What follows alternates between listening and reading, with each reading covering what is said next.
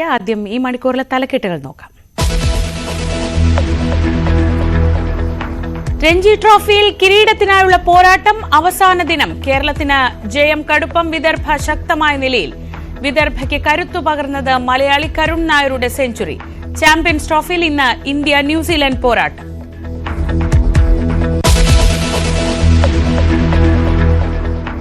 താമരശ്ശേരിയിൽ ഷഹബാസിനെ തല്ലിക്കൊന്നവരിൽ കൂടുതൽ പേരുടെ പങ്ക് അന്വേഷിച്ചു പോലീസ്. സ്ഥലത്തുണ്ടായിരുന്ന വിദ്യാർത്ഥികളുടെയും കച്ചവടക്കാരുടെയും മൊഴിയെടുക്കും.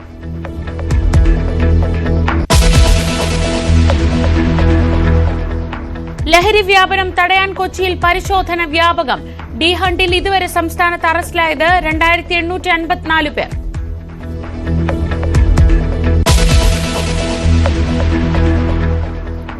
ആശമാരുടെ സമരപ്പന്തലിന്റെ ടാർപോളിൻ എടുത്തുമാറ്റി പോലീസ്. നടപടി സെക്രട്ടേറിയറ്റിന് മുന്നിൽ പന്തൽ കെട്ടാൻ പാടില്ലെന്ന് കാണിച്ച് പുലർച്ചെ പെയ്ത മഴ മുഴുവൻ കൊണ്ട് ആശമാർ.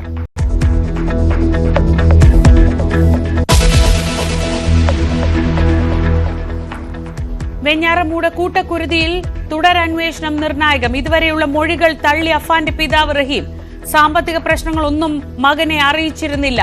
അഫാൻ ഫർസാന ബന്ധം അറിയാമായിരുന്നുവെന്നും റഹീം.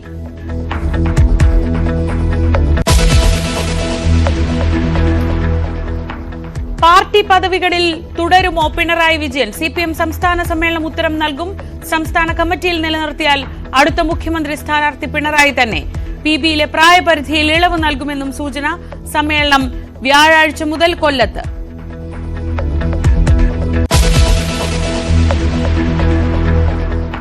ട്രംപ് സെലൻസ്കി ചർച്ച അലസിപ്പിരിഞ്ഞതോടെ യുദ്ധം കടുപ്പിച്ച റഷ്യ. യുക്രൈന് നേരെ ഉഗ്രാക്രമണം. കിഴക്കൻ യുക്രൈനിലെ ജനവാസ മേഖലകൾ പിടിച്ചെടുത്തു. യുദ്ധത്തിന് അവസാനം കാണാൻ ബ്രിട്ടന്റെ രാജ്യാന്തര ഉച്ചകോടി ഇന്ന്. നാറ്റോയും യൂറോപ്യൻ യൂണിയനും പങ്കെടുക്കും.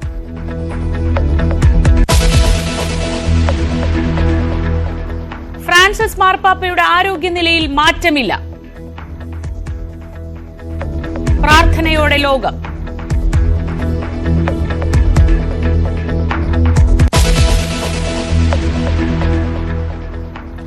പുണ്യ റംദാൻ മാസത്തിന് തുടക്കം. വ്രതശുദ്ധിയോടെ വിശ്വാസികൾ.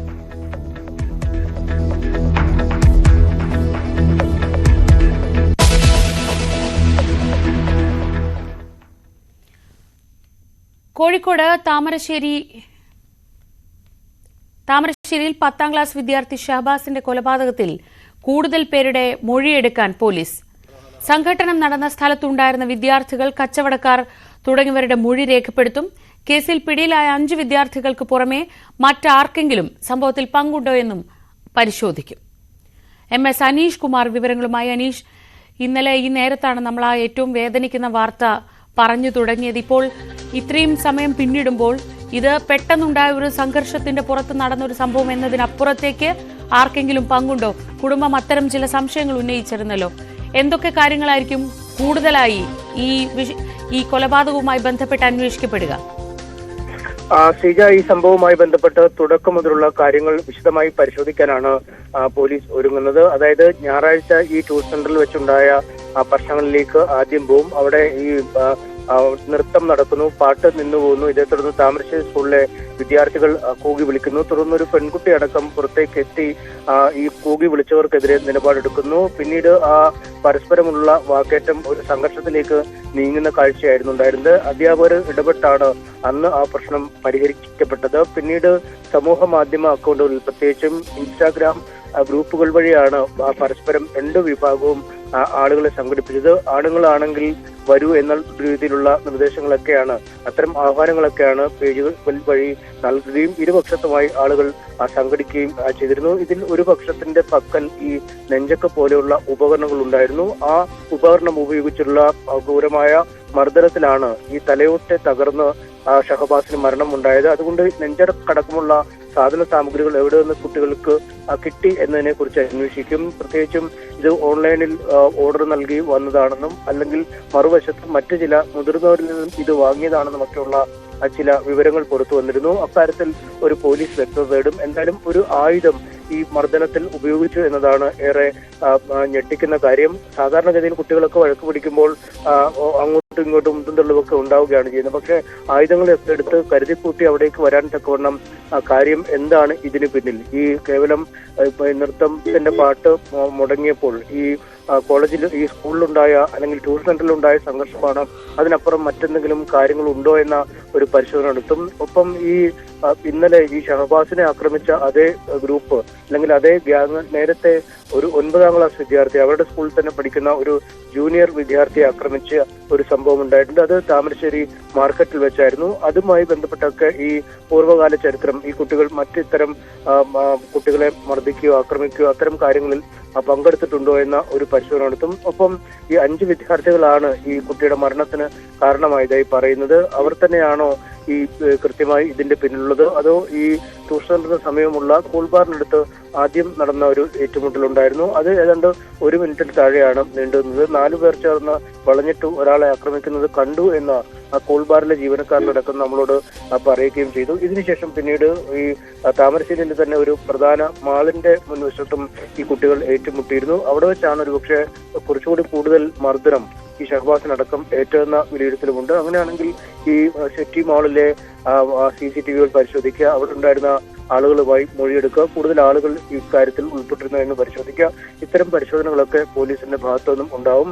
ഈ കൂടുതൽ ആളുകൾ ഇതിൽ പങ്കാളികൾ ഉണ്ടെങ്കിൽ അവർക്കെതിരെ കേസെടുക്കുന്നതിനെ കുറിച്ചുള്ള ആലോചനകളുണ്ട്. എന്തായാലും ഇക്കാര്യത്തിൽ വളരെ വിശദമായ പരിശോധനകൾ നടത്താൻ തന്നെയാണ് പോലീസ് ഒരുങ്ങുന്നത്. കുടുംബത്തിനും ഇത്തരമൊരു പരാതിയുണ്ട്. കുട്ടികൾ മാത്രമല്ല, കുട്ടികൾ മർദ്ദിച്ച പാടുകളല്ല ശരീരത്തുള്ളത്, മുതിർന്ന ആളുകൾ കൂടി ഇക്കാര്യത്തിൽ ഇടപെട്ടോ എന്ന ഒരു സംശയമുണ്ട്. ഒപ്പം ഈ പ്രതികളായ കുട്ടികളുടെ മാതാപിതാക്കളിൽ ചിലരൊക്കെ അച്ഛന്മാരിൽ ചിലരൊക്കെ ഈ മറ്റ് ചില സംഭവങ്ങൾ ഉണ്ടായപ്പോൾ നേരത്തെ ഈ രീതിയിൽ കുട്ടികളുടെ വക്കാലത്തുമായി ഇടപെട്ടതും ഈ അവർക്ക് വേണ്ടി പിന്നാലെ പോകുന്നു, അങ്ങനെ ചില വിവരങ്ങളൊക്കെ ഈ ഇവിടെ നമുക്ക് കിട്ടുന്നുണ്ട്. അതുകൊണ്ട് ഇത്തരം കാര്യത്തിൽ ഈ മാതാപിതാക്കളുടെ പിന്തുണ കുട്ടികൾക്കുണ്ടായോ എന്ന കാര്യത്തിലൊക്കെ അടക്കം പരിശോധനകൾ നടത്തും. എന്തായാലും ഈ കുട്ടിയുടെ മരണാനന്തര ചടങ്ങുകൾ ഇന്നലെ നടന്നിരുന്നു. ഇനി ഈ കുടുംബത്തിന്റെ മൊഴി രേഖപ്പെടുത്താനും ഒപ്പം മറ്റ് അന്വേഷണത്തിന്റെ തലങ്ങളിലേക്ക് നീങ്ങാനുമുള്ള ഒരു ആലോചനയാണ് പോലീസിനുള്ളത്. എന്തായാലും ഇക്കാര്യത്തിൽ പഴുതടച്ച അന്വേഷണവുമായി മുന്നോട്ട് പോകണം എന്നാണ് കുടുംബവും ആവശ്യപ്പെടുന്നത്. ശ്രീജ, അനീഷ, ഈ സംഭവത്തിൽ ഇതെല്ലാം പരസ്യമായി പകൽ വെളിച്ചത്തിൽ നടന്നതാണല്ലോ. അപ്പോൾ ആ സ്ഥലത്തുണ്ടായിരുന്ന ആളുകളുടെ മൊഴിയെടുത്താൽ ഇതിൽ മറ്റാരെങ്കിലും ഇൻവോൾവ്ഡ് ആയിട്ടുണ്ടോ, അല്ലെങ്കിൽ ഈ കുട്ടികളല്ലാതെ ആ സമയത്ത് ആരെങ്കിലും ഉണ്ടായിരുന്നോ എന്നൊക്കെ വളരെ എളുപ്പത്തിൽ അറിയാവുന്നതല്ലേ ഉള്ളൂ. നമ്മൾ ഈ സംഘർഷം നടന്ന സ്ഥലത്തൊക്കെ പോയിരുന്നു, അവിടുത്തെ സാക്ഷിമൊഴികളൊക്കെ എന്താണ്? തീർച്ചയായും ഈ ട്യൂഷൻ സെന്ററിന് സമയമുള്ള ഒരു കൂൾബാറിനടുത്താണ്, ഒരു കടകളുടെ ഇടയ്ക്കൊരു ഷോപ്പിംഗ് കോംപ്ലക്സിന്റെ അടുത്താണ് ആദ്യം ഈ കുട്ടികൾ തമ്മിലടിച്ചത്. ആദ്യം 2 വിഭാഗത്തായി, ഏതാണ്ട് 30-നടുത്ത് കുട്ടികൾ 2 വിഭാഗത്തായും അവിടെ സംഘടിച്ച് ഏറെ നേരം നിന്നിരുന്നു. അവർ പരസ്പരം മിണ്ടാതെ ഒരു അകലത്തിലാണ് നിന്നിരുന്നത്. എന്നിട്ട് ഇരു കൂട്ടരും തമ്മിൽ വാഗ്വാദം ഉണ്ടാവുകയും പെട്ടെന്ന് നിമിഷ നേരങ്ങൾ കൊണ്ട് അതൊരു അടിയായി മാറുകയും അല്ലെങ്കിൽ ഒരു സംഘർഷമായി മാറുകയും ചെയ്യുന്ന സാഹചര്യമുണ്ട്. ഈ സമീപത്തൊക്കെ നിന്ന ആളുകൾക്ക് എന്താണ് എന്ന് മനസ്സിലാവുന്നതിന് മുമ്പ് തന്നെ ഈ പരസ്പരം അടി തുടങ്ങിയിരുന്നു. സാധാരണഗതിയിൽ ഒരു ട്യൂഷൻ സെന്ററിന് സമീപമുള്ള സ്ഥലമാണ്. കുട്ടികളൊക്കെ അവിടെ ഈ കൂൾബാറിലും മറ്റുമൊക്കെ ഈ ജ്യൂസ് കുടിക്കാനും അല്ലെങ്കിൽ മറ്റ് കടകളിലൊക്കെ പോയി അവിടെ സംഘടിച്ച് നിൽക്കുന്ന ഒരു സ്ഥലമാണ്. അതുകൊണ്ട് ആദ്യഘട്ടത്തിൽ ഈ ആളുകൾക്കും ഒരു സംശയം തോന്നിയില്ല എന്തിനാണ് കുട്ടികൾ നിൽക്കുന്നതെന്ന്. പക്ഷെ പെട്ടെന്ന് ഇരുവിഭാഗവും തമ്മിൽ സംഘർഷത്തിലേക്ക് നീങ്ങിയപ്പോഴാണ് സമീപത്തുള്ള ആളുകൾക്ക് പോലും അക്കാര്യത്തെ കുറിച്ച് മനസ്സിലായത്. ഉടൻ തന്നെ ആളുകൾ ഇടപെടുകയും ഈ കുട്ടികളെ പെട്ടെന്ന് പിടിച്ചു മാറ്റുകയും ചെയ്യുന്ന സാഹചര്യമുണ്ട്. പക്ഷേ അതിനുശേഷം ഈ ആദ്യ അടി ഉണ്ടായപ്പോൾ മർദ്ദനമേറ്റ കുട്ടികൾ മറ്റൊരു വിഭാഗത്തിൽ കൂടുതലുണ്ടായിരുന്നു എന്ന് കരുതുന്നു. അങ്ങനെ 2 വിഭാഗവും 2 തരത്തിലായിരുന്നു ഉണ്ടായിരുന്നത്. അതിനുശേഷമാണ് നഗരത്തിലെ ഈ പട്ടണത്തിലെ മറ്റൊരു മാളിന്റെ മുൻവശത്തേക്കും അടി മാറിയത്. അവിടുത്തെ ഈ അടി ഉണ്ടായതിനെ കുറിച്ച് കൃത്യമായി ആരൊക്കെ പങ്കെടുത്തു എന്നതിനെ കുറിച്ചൊരു കൃത്യമായ വിവരങ്ങൾ അവിടുന്ന് പുറത്തു വന്നിട്ടില്ല. അതുകൊണ്ട് അവിടെ ഒരു പക്ഷേ ഈ പുറത്തു നിന്നുള്ള ആളുകളുടെ ഒരു സാന്നിധ്യം ഉണ്ടാവാനുള്ള സാധ്യത നമുക്ക് തള്ളിക്കളയാൻ കഴിയില്ല. കാരണം ആദ്യ ഘട്ടത്തിലുണ്ടായ സംഘർഷത്തിൽ ഒരുപക്ഷെ കാര്യമായ മർദ്ദനമേറ്റ കുട്ടികളാവാം കൂടുതൽ കുട്ടികളുമായി ഈ മറ്റ് സ്ഥലത്തേക്ക് വരാനുള്ള സാധ്യതയുള്ളത്. എന്തായാലും അവിടുത്തെ കാര്യങ്ങളെക്കുറിച്ച് ഈ സമീപത്തുള്ള കടകളും അല്ലെങ്കിൽ CCTV ദൃശ്യങ്ങളൊക്കെ ഉണ്ടോ എന്ന് പോലീസ് പരിശോധിച്ച് വരുന്നുണ്ട് എന്നാണ് അറിയാൻ കഴിയുന്നത്. ഒപ്പം അവിടെ ഉണ്ടായിരുന്ന ആളുകളുടെ മൊഴി എടുത്തിട്ട് കൂടുതൽ പുറത്തു നിന്നുള്ള രക്ഷകർത്താക്കൾ അടക്കം അല്ലെങ്കിൽ ഈ പുറത്തുനിന്ന് മറ്റാരുടെയെങ്കിലും സഹായം ഈ കുട്ടികൾക്ക് മുതിർന്നവരുടെ സഹായം കിട്ടിയിട്ടുണ്ടോ എന്ന പരിശോധനയും കൃത്യമായി തന്നെ നടത്താനാണ് ഉദ്ദേശിക്കുന്നത്. കാരണം കുടുംബം കൃത്യമായ ഒരു ആരോപണം ആദ്യ ദിവസം തന്നെ കുട്ടിയുടെ അച്ഛൻ ഇക്ബാൽ പറഞ്ഞിരുന്നു. പുറത്തുനിന്നുള്ള ആളുകളുടെ സഹായമുണ്ട് എന്നാണ് തങ്ങൾക്ക് മനസ്സിലാക്കാൻ സാധിക്കുന്നത്. അവിടെ ആളുകൾ മറിഞ്ഞു നിന്നതുകൊണ്ട് തന്നെ ആരൊക്കെ ഉള്ളിലുണ്ട് എന്നതിനെ കുറിച്ച് കൃത്യമായ ഒരു ചിത്രം ലഭ്യമല്ല എന്നാണ് ഈ ദൃക്സാക്ഷികളടക്കം പറഞ്ഞതെന്നും അദ്ദേഹം പറഞ്ഞു. അതുകൊണ്ട് അക്കാര്യത്തെക്കുറിച്ച് വളരെ വിശദമായ അന്വേഷണം വേണം. അപ്പം ഈ കുറ്റകൃത്യം ഉണ്ടായ ശേഷമുള്ള ഈ കുട്ടികളുടെ പ്രതികരണവും അതും അങ്ങേയറ്റം ഭയപ്പെടുത്തുന്നതാണ്. പ്രത്യേകിച്ചും ഈ ഇത്തരം ആൾ കൂടി ഒരു മർദ്ദനം നടത്തിയാൽ അല്ലെങ്കിൽ ആൾക്കൂട്ട മർദ്ദനം നടത്തിയാൽ അത് വലിയ കുഴപ്പമില്ല എന്ന രീതിയിലുള്ള വിലയിരുത്തൽ. ഒപ്പം ഈ കുറ്റകൃത്യം ചെയ്തു കഴിഞ്ഞാലും എത്രമാത്രമാണ് ശിക്ഷയുടെ ഒരു വ്യാപ്തി അല്ലെങ്കിൽ എത്ര സങ്കീർണമാണ് കേസുകൾ എന്നിവയെ കുറിച്ചൊക്കെ ഒരു കൃത്യമായ ധാരണ അവർക്കുണ്ട്. അതുകൊണ്ട് ഒരു കൃത്യമായ ഒരു ക്രിമിനൽ വാസന അല്ലെങ്കിൽ കുറ്റവാസനയുള്ള ആളുകളാണ് ഇതിൽ ഇടപെട്ടത്. കാരണം അവരുടെ മുൻകാല ചരിത്രം പരിശോധിക്കുമ്പോൾ തങ്ങളുടെ സ്കൂളിൽ തന്നെ പഠിക്കുന്ന 9ാം ക്ലാസ് തന്നെ മർദ്ദിച്ച സംഘത്തിലെ ആളുകളും ഈ കൂട്ടത്തിലുണ്ട്. അതുകൊണ്ട് പതിവായി ഇത്തരം സംഘടനകളിൽ ഇടപെടുന്ന ആളുകളാണോ ഈ കുട്ടികൾ എന്നതിനെ കുറിച്ചുള്ള വളരെ വിശദമായ പരിശോധന നടത്തുകയും ചെയ്യും. കൃത്യമായ സമയത്ത് വേണ്ട രീതിയിലുള്ള ശാസനയോ അല്ലെങ്കിൽ അവർക്ക് വേണ്ട സ്നേഹപൂർവമായ ഒരു നടപടിക്രമങ്ങളിലൂടെ അവര് നേരായ വഴിക്ക് നടത്താൻ കഴിഞ്ഞിട്ടില്ല എന്നതും ഏറെ സങ്കടകരമായ വസ്തുതയാണ്. എന്തായാലും ഇക്കാര്യങ്ങളെ കുറിച്ചൊക്കെ അടക്കം വളരെ വിശദമായി പരിശോധിക്കും. കാരണം ഇത്തരം കുറ്റവാസനയുള്ള കുട്ടികൾ ഈ ഇവിടങ്ങളിൽ തന്നെ തുടരുകയാണെങ്കിൽ അത് പിന്നീട് ഭാവിയിലും ഇനിയുള്ള ഒരു മറ്റു പ്രശ്നങ്ങളിലേക്ക് നീങ്ങാൻ സാധ്യതയുണ്ട്. ഒപ്പം മറ്റൊരു തരത്തിലുള്ള ഒരു ജാഗ്രതയും ഈ സ്കൂൾ അധികൃതരുടെയും ഈ കൗൺസിലർമാരുടെയും ഒക്കെ സാഹചര്യത്തിൽ വേണ്ടി വരും. കാരണം ഈ കുട്ടികൾക്ക് വലിയ ട്രോമയിലേക്ക് നീങ്ങിയിട്ടുണ്ട്. നമ്മൾ ഇന്നലെ തന്നെ തീർച്ചയായിട്ടും ആ ദൃശ്യങ്ങൾ ഇപ്പോഴും മനസ്സിൽ നിന്ന് പോകുന്നില്ല. കുഞ്ഞുങ്ങൾ ഏങ്ങലടിച്ച് പൊട്ടിക്കരഞ്ഞിരുന്ന ആ കുട്ടികളുടെ ദൃശ്യം അത്ര പെട്ടെന്നൊന്നും നമ്മുടെ ഒന്നും മനസ്സിൽ നിന്ന് പോവില്ല. മാത്രമല്ല ആ കുട്ടികൾക്ക് കൃത്യമായ തലേ ദിവസം വരെ അവർക്കൊപ്പമുണ്ടായിരുന്ന ഒരു കുട്ടിയാണ്. അപ്പോൾ പെട്ടെന്ന് അവനെ അവരുടെ തന്നെ കൂടെ പഠിക്കുന്ന കൂട്ടുകാരെന്നോ അല്ലെങ്കിൽ തലേ ദിവസം വരെ ഒപ്പം നടന്നിരുന്ന ഒരു കൂട്ടം കുട്ടികളുടെ കൈകൾ കൊണ്ട് ഷഹബാസ് കൊല്ലപ്പെട്ടതിൻ്റെ ഞെട്ടലും ഷോക്കുമെന്നും ആ കുട്ടികൾക്ക് പെട്ടെന്ന് മാറില്ല. അതുകൊണ്ട് തന്നെ സ്കൂളിൻ്റെ ഭാഗത്തുനിന്നും വിദ്യാഭ്യാസ വകുപ്പിൻ്റെ ഭാഗത്തുനിന്നും വലിയ രീതിയിലുള്ള ഇടപെടൽ വേണ്ടിവരും. ആ കുട്ടികൾക്ക് ഇന്നലെ അത്രത്തോളം വേദനിപ്പിക്കുന്നതായിരുന്നു അവരുടെ കരച്ചിൽ. ഷഹബാസിൻ്റെ കൊലപാതകത്തിൽ കൃത്യമായ അന്വേഷണം നടത്താൻ ഒരുങ്ങുകയാണ് പോലീസ്. കൂടുതൽ പേരുടെ മൊഴി എടുത്തുകൊണ്ട് ഈ സംഘട്ടനവും സംഘർഷവും ഒക്കെ എങ്ങനെയാണ് ഉണ്ടായത്, അതിൽ മറ്റെന്തെങ്കിലും പങ്കുണ്ടോ, ഈ രീതിയിലുള്ള കാര്യങ്ങളൊക്കെ ആയിരിക്കും ഇനി അന്വേഷിക്കപ്പെടുക. ഇനി കഴിഞ്ഞ കുറേ ദിവസങ്ങളായി നമ്മൾ എല്ലാ ദിവസവും ചർച്ച ചെയ്യുന്നത് വെഞ്ഞാറമൂട് കൂട്ടക്കൊലപാതകത്തെക്കുറിച്ചാണ്. അതിൽ ചില പുതിയ വിവരങ്ങൾ കൂടി വരുന്നുണ്ട്. ഈ കുടുംബത്തിന് കാര്യമായ കടബാധ്യതയില്ലായിരുന്നുവെന്ന് അഫാന്റെ പിതാവ് അബ്ദുൾ റഹീം തന്റെ സാമ്പത്തിക ബുദ്ധിമുട്ട് മകനെ അറിയിച്ചിരുന്നില്ല. ഫർസാനയും അഹാനുമായുള്ള ബന്ധം അറിയാമായിരുന്നുവെന്നും റഹീം പോലീസിൽ മൊഴി നൽകി. അതേസമയം കട്ടിലിൽ നിന്ന് വീണു പരിക്കേറ്റു എന്നാണ് ചികിത്സയിലുള്ള മാതാവ് ഷെമി മജിസ്ട്രേറ്റിന് മൊഴി നൽകിയത്. കൂട്ടക്കൊലയ്ക്ക് കാരണം സാമ്പത്തിക ബാധ്യതയാണെന്നാണ് പ്രതിയുടെ മൊഴി. 45 ലക്ഷത്തോളം രൂപ കടമുണ്ടെന്നാണ് അഫാൻ പോലീസിനോട് പറഞ്ഞത്. എന്നാൽ കുടുംബത്തിന് അത്രയേറെ കടബാധ്യതയില്ലെന്ന് അഫാന്റെ പിതാവ് അബ്ദുൾ റഹീം പറയുന്നു. തീർക്കാവുന്ന കടമേ കുടുംബത്തിന് ഉണ്ടായിരുന്നുള്ളൂ. ഒരാഴ്ച മുൻപും അഫാനുമായി സംസാരിച്ചിരുന്നു. പിന്നീട് എന്താണ് സംഭവിച്ചതെന്ന് പോലീസ് അന്വേഷിച്ചു കണ്ടെത്തട്ടെയെന്നും അബ്ദുൾ റഹീം പറഞ്ഞു. സാമ്പത്തിക പ്രശ്നമായിട്ടൊന്നും അങ്ങനെ വലിയ പ്രശ്നങ്ങളൊന്നുമുള്ള കുടുംബമല്ലായിരുന്നു ഞങ്ങളത്. സാമ്പത്തിക പ്രശ്നം വലിയ പ്രശ്നമല്ല. പിന്നെന്താണ് സംഭവിച്ചതെന്ന് വെച്ചാൽ അറിയത്തില്ല. അതിനിപ്പം പോലീസിന്റെ നിയമവശം അവരെ തെളിയിക്കാനുള്ളതാണ്. എനിക്ക് അറിയത്തില്ല ഇതിനെ കുറിച്ച് കൂടുതലൊന്നും. അവനായിട്ട് മിക്കവാറും ഒക്കെ വാട്സാപ്പ് വഴി സംസാരിക്കുമായിരുന്നു. കഴിഞ്ഞ ആഴ്ച സംസാരിച്ചിട്ടുണ്ടായിരുന്നു, ഒരാഴ്ച മുന്നേ. പാങ്ങോട് വെഞ്ഞാറമൂട് പോലീസ് സ്റ്റേഷനുകളിൽ അബ്ദുൾ റഹീം മൊഴി നൽകി. ബാങ്ക് ലോണും മറ്റ് കടങ്ങളും ഉൾപ്പെടെ 15 ലക്ഷത്തിന്റെ ബാധ്യതയുണ്ട്. ഇഖാമ പുതുക്കാൻ സാധിക്കാതെ വർഷങ്ങളായി വിദേശത്ത് അകപ്പെട്ടു പോയ അബ്ദുൾ റഹീമിന് ഫർസാനയും അഫാനുമായുള്ള ബന്ധവും അറിയാമായിരുന്നു.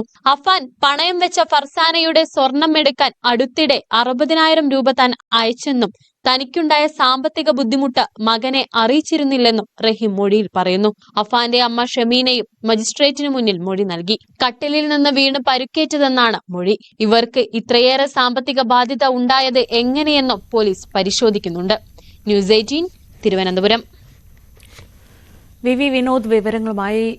വിനോദ്, ഈ റിപ്പോർട്ടിന് ഇപ്പോൾ നമ്മൾ കണ്ട റിപ്പോർട്ടിനും അപ്പുറത്ത് മറ്റു ചില ഞെട്ടിക്കുന്ന വിവരങ്ങൾ കൂടി വരുന്നുണ്ട്. അത് അഫാൻ 2 പേരെ കൂടി കൊല്ലാൻ പദ്ധതി ഇട്ടിരുന്നു എന്നതാണ്. ആരാണ് ആ 2 പേർ? എന്താണ് പ്രകോപനം?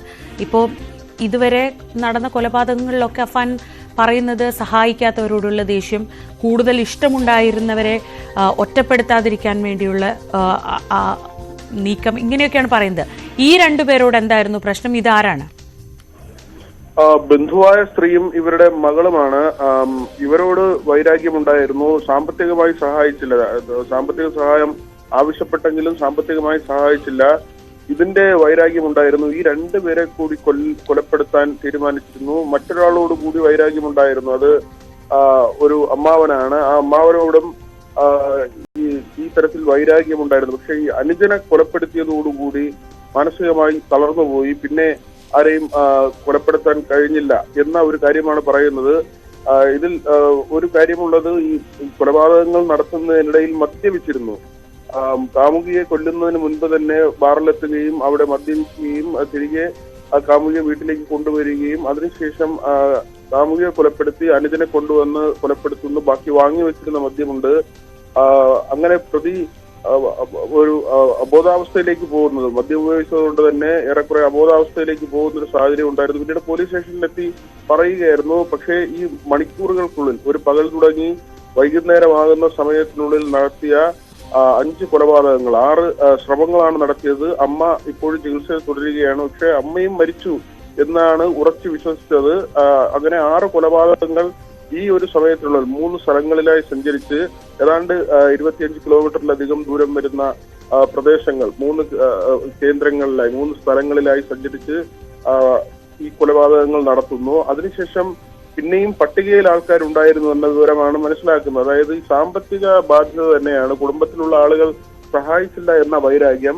ഇതിൽ 3 പേരെ കൊലപ്പെടുത്തുന്നത് തനിക്ക് ശേഷം അവർ ഒറ്റപ്പെടേണ്ടതില്ല, അല്ലെങ്കിൽ അവരോടുള്ള അമിതമായ സ്നേഹം, മറ്റുള്ളവരോട് വൈരാഗ്യം, ഇങ്ങനെ ഒരു കാര്യം തന്നെയാണ് പോലീസിനോട് പറയുന്നത്. ഏതായിരുന്നാലും പട്ടികയിൽ ഇനിയും ആളുകൾ ഉണ്ടായിരുന്നു എന്നത് ഒരു ഞെട്ടിക്കുന്ന കാര്യമാണ്. ഒരുപക്ഷെ ആ ദിവസം അവസാനിക്കുന്നു. അനുജനെ കൊന്നതോടുകൂടിയുള്ള മാനസികമായ പ്രശ്നം, മദ്യം ഉപയോഗിച്ചത് കൊണ്ട് ഏറെക്കുറെ അബോധാവസ്ഥയിലായ സാഹചര്യം, ഇതെല്ലാം തന്നെയായിരിക്കാം തുടർന്ന് അങ്ങോട്ട് മുമ്പോട്ട് പോകാൻ സാധിക്കാതെ പ്രതി സ്റ്റേഷനിലേക്ക് എത്തിയത്. ഏതായിരുന്നാലും കൂടുതൽ ആൾക്കാരെ കൊലപ്പെടുത്താൻ തീരുമാനിച്ചിരുന്നു എന്നൊരു മൊഴി കൂടി അന്വേഷണ സംഘത്തിന് നൽകിയിട്ടുണ്ട്. അതായത് വിനോദ്, വളരെ കൃത്യമായി ആസൂത്രണം ചെയ്ത് പണം നൽകാത്തവരെ, അഫാന്റെ പിതാവ് റഹീം പറയുന്നതനുസരിച്ചാണെങ്കിൽ കുടുംബത്തിനാകെ 15 ലക്ഷം രൂപയുടെ ബാധ്യതയെ റഹീമിന്റെ അറിവിലുള്ളൂ. അപ്പോൾ വലിയ രീതിയിൽ ആഡംബര ജീവിതം ഉൾപ്പെടെയുള്ള കാര്യങ്ങൾക്ക് പണം ചെലവഴിച്ചു. അതിന് സഹായം ചോദിച്ച് ചെന്ന് സഹായിക്കാത്തവരെ മുഴുവൻ വകവരുത്താൻ പദ്ധതിയിടുന്ന ഒരു സൈക്കോ മനോനിലയിലായിരുന്നു അഫാൻ ഇത്രയും കാര്യങ്ങൾ ചെയ്തത് എന്ന നിഗമനത്തിലേക്ക് ഏതാണ്ട് പോലീസ് എത്തിക്കഴിഞ്ഞോ? ശ്രീജ, ഈ സഹായിക്കാത്ത ആൾക്കാർ മാത്രമല്ല, സഹായിച്ച ആളുകളുമുണ്ട്. ഈ പണം തിരികെ ചോദിച്ച ആൾക്കാരുണ്ട്. അവരോടും ഇത്തരത്തിൽ ദേഷ്യം തോന്നി എന്നതാണ് ഇവിടെ കാണേണ്ട ഒരു കാര്യം. സഹായിക്കാത്തവർ മാത്രമല്ല എന്ന വിവരമാണ് നമുക്ക് ലഭിക്കുന്നത്. സഹായിച്ച ആളുകളുമുണ്ട്.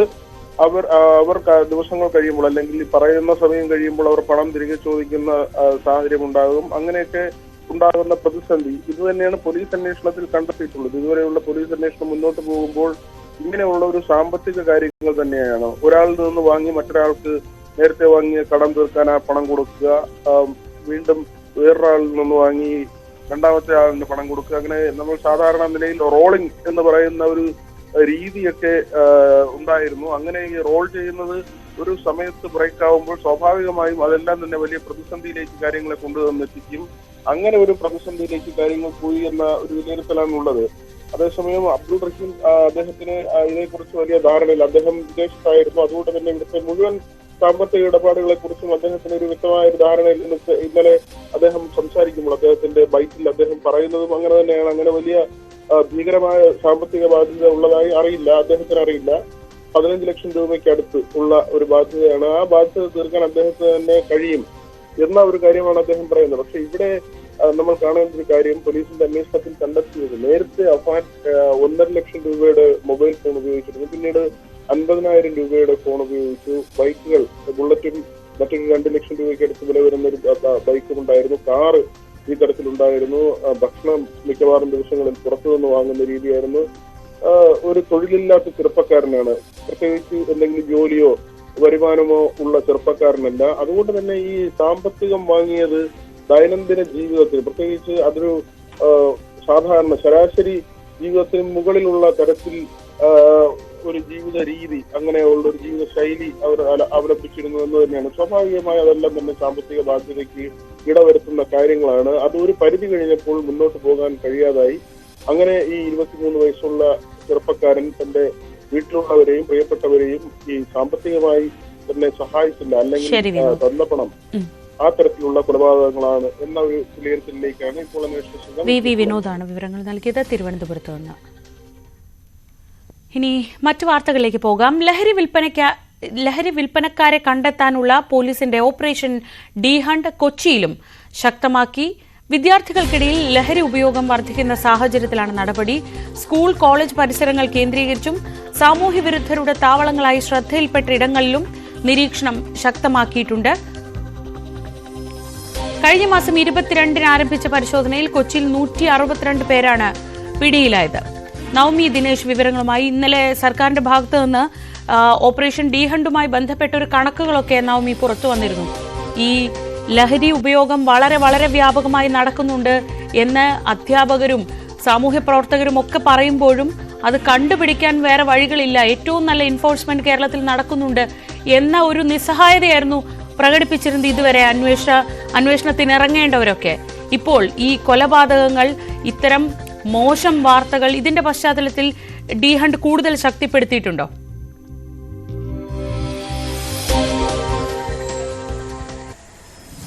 ശ്രീജ, നമുക്കറിയാം കഴിഞ്ഞ കുറച്ച് ദിവസങ്ങളിലായി നമ്മൾ കേൾക്കുന്ന വാർത്തകളൊക്കെ ഏറെ ഞെട്ടിപ്പിക്കുന്നതാണ്. വിശ്വസിക്കുന്നതിന് അപ്പുറത്തേക്കുള്ള കഥകളാണ് പുറത്തു വന്നുകൊണ്ടിരിക്കുന്നത്. അതിൽ ഏറ്റവും കൂടുതൽ ഉൾപ്പെട്ടിട്ടുള്ളത് ഈ വിദ്യാർത്ഥികളും ചെറുപ്പക്കാരായിട്ടുള്ള യുവാക്കളുമൊക്കെയാണ്. എങ്ങനെയാണ് ഇവർക്ക് ഇത്രയും വലിയൊരു ക്രൂരത ചെയ്യാൻ കഴിയുന്നത് എന്നുള്ളൊരു പോലീസിന്റെ പരിശോധനയിലൊക്കെ അവസാനം എത്തി നിൽക്കുന്നത് ഇവരുടെ അമിതമായ ലഹരി ഉപയോഗമായിരിക്കും. ഈ കഞ്ചാവല്ല, കഞ്ചാവിനപ്പുറത്തേക്ക് അതിനും കൂടിയ മാരകമായിട്ടുള്ള ലഹരിയാണ് ഇവർ ഉപയോഗിക്കുന്നതെന്ന ഞെട്ടിപ്പിക്കുന്ന കണ്ടെത്തലുകളാണ് പുറത്തു വന്നുകൊണ്ടിരിക്കുന്നത്. അതിന്റെ അടിസ്ഥാനത്തിലാണ് പോലീസ് ഒരു വ്യാപകമായിട്ടുള്ള ഒരു പരിശോധന അല്ലെങ്കിൽ ഒരു പരിശോധന ശക്തമാക്കാൻ തീരുമാനിച്ചിരിക്കുന്നത്. ഇതിൽ ഏറ്റവും പ്രധാനപ്പെട്ട കാര്യം ഈ വിദ്യാർത്ഥികൾക്കായിക്കോട്ടെ ചെറുപ്പക്കാർക്കായിക്കോട്ടെ ലഹരി എത്തിക്കുന്നവരാരാണ്, ആ ഒരു ഉറവിടം കണ്ടെത്തിയാൽ മാത്രമേ ഇതിൽ നിന്നും ഒരു കേരളം മുക്തമാകുകയുള്ളൂ, അല്ലെങ്കിൽ ഇതിൽ നിന്നൊക്കെ ഒരു പരിഹാരം നമ്മുടെ കുട്ടികളെ രക്ഷിച്ചെടുക്കാൻ കഴിയുകയുള്ളൂ. അതുകൊണ്ട് തന്നെ ഈ ഒരു കുട്ടികൾക്ക് ലഹരി എത്തിക്കുന്ന അല്ലെങ്കിൽ ആ ഒരു ലഹരി കേസിൽ പിടിയിലാകുന്ന വിദ്യാർത്ഥി അല്ലെങ്കിൽ ഒരു ചെറുപ്പക്കാരിലേക്ക് കേസ് ഒതുക്കാതെ പരിശോധന കൂടുതൽ വ്യാപിപ്പിക്കുക. അതായത് ഈ ലഹരി പിടിച്ചെടുത്ത വ്യക്തിയിൽ നിന്നും എവിടെ നിന്നാണ് ഇയാൾക്ക് ലഹരി എത്തിച്ചത്, ഏറ്റവും കൂടുതൽ ലഹരി കൈമാറ്റം ചെയ്യുന്നത് ആരാണ്, അങ്ങനെയുള്ള കാര്യങ്ങളിലേക്ക് കൂടി കുറച്ചുകൂടി ആഴത്തിൽ കടക്കാനാണ് പോലീസ് തീരുമാനിച്ചിരിക്കുന്നത്. ഇതിന്റെ ഭാഗമായിട്ടുള്ള ഓപ്പറേഷൻ ഡി ഹണ്ട്, അതായത് ഈ ലഹരി നൽകുന്ന അല്ലെങ്കിൽ ലഹരിയുടെ ഉറവിടം കണ്ടെത്തുന്നതിന് വേണ്ടിയിട്ടുള്ള ഒരു പരിശോധന ശക്തമാക്കാനാണ് തീരുമാനിച്ചിരിക്കുന്നത്. വിദ്യാർത്ഥികളെയും ഈ കോളേജും സ്കൂളിന്റെയും ഒക്കെ പരിസരങ്ങളൊക്കെ കേന്ദ്രീകരിച്ച് ഉള്ളൊരു അന്വേഷണത്തിലേക്കാണ് പോലീസ് കടന്നിരിക്കുന്നത്. അതോടൊപ്പം ഈ ഒഴിഞ്ഞു കിടക്കുന്ന ഇടങ്ങൾ, ഇവിടെയൊക്കെയാണ് ഏറ്റവും കൂടുതൽ ഈ ലഹരിയുടെയും അല്ലെങ്കിൽ ഈ മറ്റ് ലഹരികളുടെയൊക്കെ ഒരു ഉറവിടമായി അല്ലെങ്കിൽ ഒരു ഏറ്റവും കൂടുതൽ താവളമാക്കി അതിന്റെ മറവിലാണ്, അവിടെയൊക്കെയാണ് ഇത്തരത്തിലുള്ള കൈമാറ്റം കൂടുതലായി നടക്കുന്നത്. അവിടേക്കൊക്കെ ഒരു പരിശോധന ശക്തമാക്കുവാനും തീരുമാനിച്ചിട്ടുണ്ട്. അതോടൊപ്പം തന്നെയാണ് ഈ നൈറ്റ് പട്രോളിങ്ങും അതും ശക്തമാക്കാൻ. ആക്രമണങ്ങളൊക്കെ കഴിഞ്ഞ ദിവസം നമ്മൾ കണ്ടതാണ്. ക്യൂൻസ് വാക്വേയിലൊക്കെ യുവാക്കളുടെ ഒരു സംഘർഷം, അവരുടെ വലിയ രീതിയിലുള്ളൊരു സംഘർഷമുണ്ടാവുകയും തർക്കമുണ്ടാവുകയും അതിന്റെയൊക്കെ ആധാരം ഇത്തരത്തിലുള്ള ലഹരിയാണെന്ന് പോലീസ് കണ്ടെത്തുകയും ചെയ്തു. അതുകൊണ്ട് കൊച്ചി നഗരത്തിൽ നൈറ്റ് പട്രോളിംഗ് കൂടുതൽ ശക്തമാക്കാനും സംശയാസ്പദമായ സാഹചര്യത്തിലുള്ളവരെയും ഇത്തരത്തിൽ ലഹരി ഇടപാടുകൾ നടത്തുന്നുണ്ട് അല്ലെങ്കിൽ ലഹരി ഇടപാടുകൾ ഉണ്ടെന്ന് കണ്ടെത്തുന്നവരെയൊക്കെ അറസ്റ്റ് ചെയ്യുവാനും കസ്റ്റഡിയിലെടുത്ത് വിശദമായി ചോദ്യം ചെയ്യാനും ഒക്കെ പോലീസ് തീരുമാനിച്ചിട്ടുണ്ട്. ഒപ്പം ഈ രാത്രി കാലങ്ങളിലായിരിക്കും ഇതിന്റെ കൂടുതൽ പരിശോധന. കാരണം ഇത്തരത്തിൽ ലഹരി ഉപയോഗിക്കുന്നവരൊക്കെ പകൽ സമയത്ത് എവിടെയൊക്കെയാണ് അവർ കറങ്ങി നടക്കുക അല്ലെങ്കിൽ എങ്ങനെയാണ് ലഹരി കൈമാറ്റം ചെയ്യുക എന്ന് പറയുന്നത് പോലീസിന് കണ്ടെത്താൻ ബുദ്ധിമുട്ടായിരിക്കും. അതുകൊണ്ട് രാത്രി കാലങ്ങളിൽ ഇവിടേക്ക് കൂടുതൽ ആളുകളെ കേന്ദ്രീകരിച്ച് അല്ലെങ്കിൽ കൂടുതൽ ഇടങ്ങൾ, പൊതു ഇടങ്ങളിലും അല്ലെങ്കിൽ ആളുകളൊന്നും അധികം ഇല്ലാത്ത ഇടങ്ങളും ഒക്കെ കേന്ദ്രീകരിച്ച് പരിശോധന ശക്തമാക്കുവാനാണ് പോലീസിന്റെ തീരുമാനം. വർദ്ധിച്ചു വരുന്ന ലഹരി ഉപയോഗം അല്ലെങ്കിൽ ലഹരി ഉപയോഗത്തിൽ പ്രതികളാകുന്ന കുട്ടികളുടെയും യുവാക്കളുടെയും ഒക്കെ എണ്ണം കൂടി വരുന്ന സാഹചര്യത്തിലാണ് ഇങ്ങനൊരു നടപടിയുമായി പോലീസ് രംഗത്തെത്തി. ശരി നവമി ദിനേശാണ് വിവരങ്ങൾ നൽകിയത്. കൊച്ചിയിൽ നിന്ന് ഓപ്പറേഷൻ ഡി ഹണ്ട് ശക്തമാക്കുകയാണ് പോലീസ്. സമൂഹത്തിൽ വ്യാപകമാവുന്ന ലഹരി ഉപയോഗത്തിൽ ആശങ്ക രേഖപ്പെടുത്തി കത്തോലിക്ക കോൺഗ്രസിന്റെ അവകാശ പ്രഖ്യാപനം. പെരുകി വരുന്ന ലഹരി ഉപയോഗം നിയന്ത്രിക്കാൻ സമൂഹം ഒറ്റക്കെട്ടായി നിൽക്കണമെന്നും കത്തോലിക്ക കോൺഗ്രസ് ഗ്ലോബൽ സമിതിയുടെ അവകാശ പ്രഖ്യാപന സമ്മേളനത്തിൽ ആഹ്വാനം ചെയ്തു. സമ്മേളനം സിറോ മലബാർ സഭ major archbishop Mar Raphael Thattil ഉദ്ഘാടനം ചെയ്തു. സമൂഹത്തിൽ ദിനംപ്രതി വർദ്ധിച്ചുവരുന്ന കുറ്റകൃത്യങ്ങളിൽ ആശങ്ക രേഖപ്പെടുത്തുകയാണ് കത്തോലിക്ക കോൺഗ്രസ് ഗ്ലോബൽ സമിതിയുടെ അവകാശ പ്രഖ്യാപന സമ്മേളനം. ലഹരിയുടെ ഉപയോഗം അനിയന്ത്രിതമായ രീതിയിൽ ഉയർന്നു. സർക്കാർ സംവിധാനങ്ങളും സമൂഹവും ഒന്നിച്ചുനിന്ന് സത്വര നടപടികൾ കൈക്കൊണ്ടില്ലെങ്കിൽ വലിയ വിപത്താണ് ഉണ്ടാകാൻ പോകുന്നതെന്ന് കത്തോലിക്ക Congress global director father Philip Kaviyil പറഞ്ഞു. കത്തോലിക്ക കോൺഗ്രസ് സമുദായ സംഘടനയ്ക്കും മറ്റ് സമുദായ സംഘടനകളും ഈ കാര്യത്തിൽ ഗവൺമെന്റിനോട് ചേർന്ന് നിന്ന് സമൂഹത്തിന്റെ നിർമ്മിതിക്ക് വേണ്ടി സുസ്ഥിതിക്ക് വേണ്ടി പ്രവർത്തിക്കണമെന്ന് അദ്ദേഹം ആഹ്വാനം ചെയ്തു.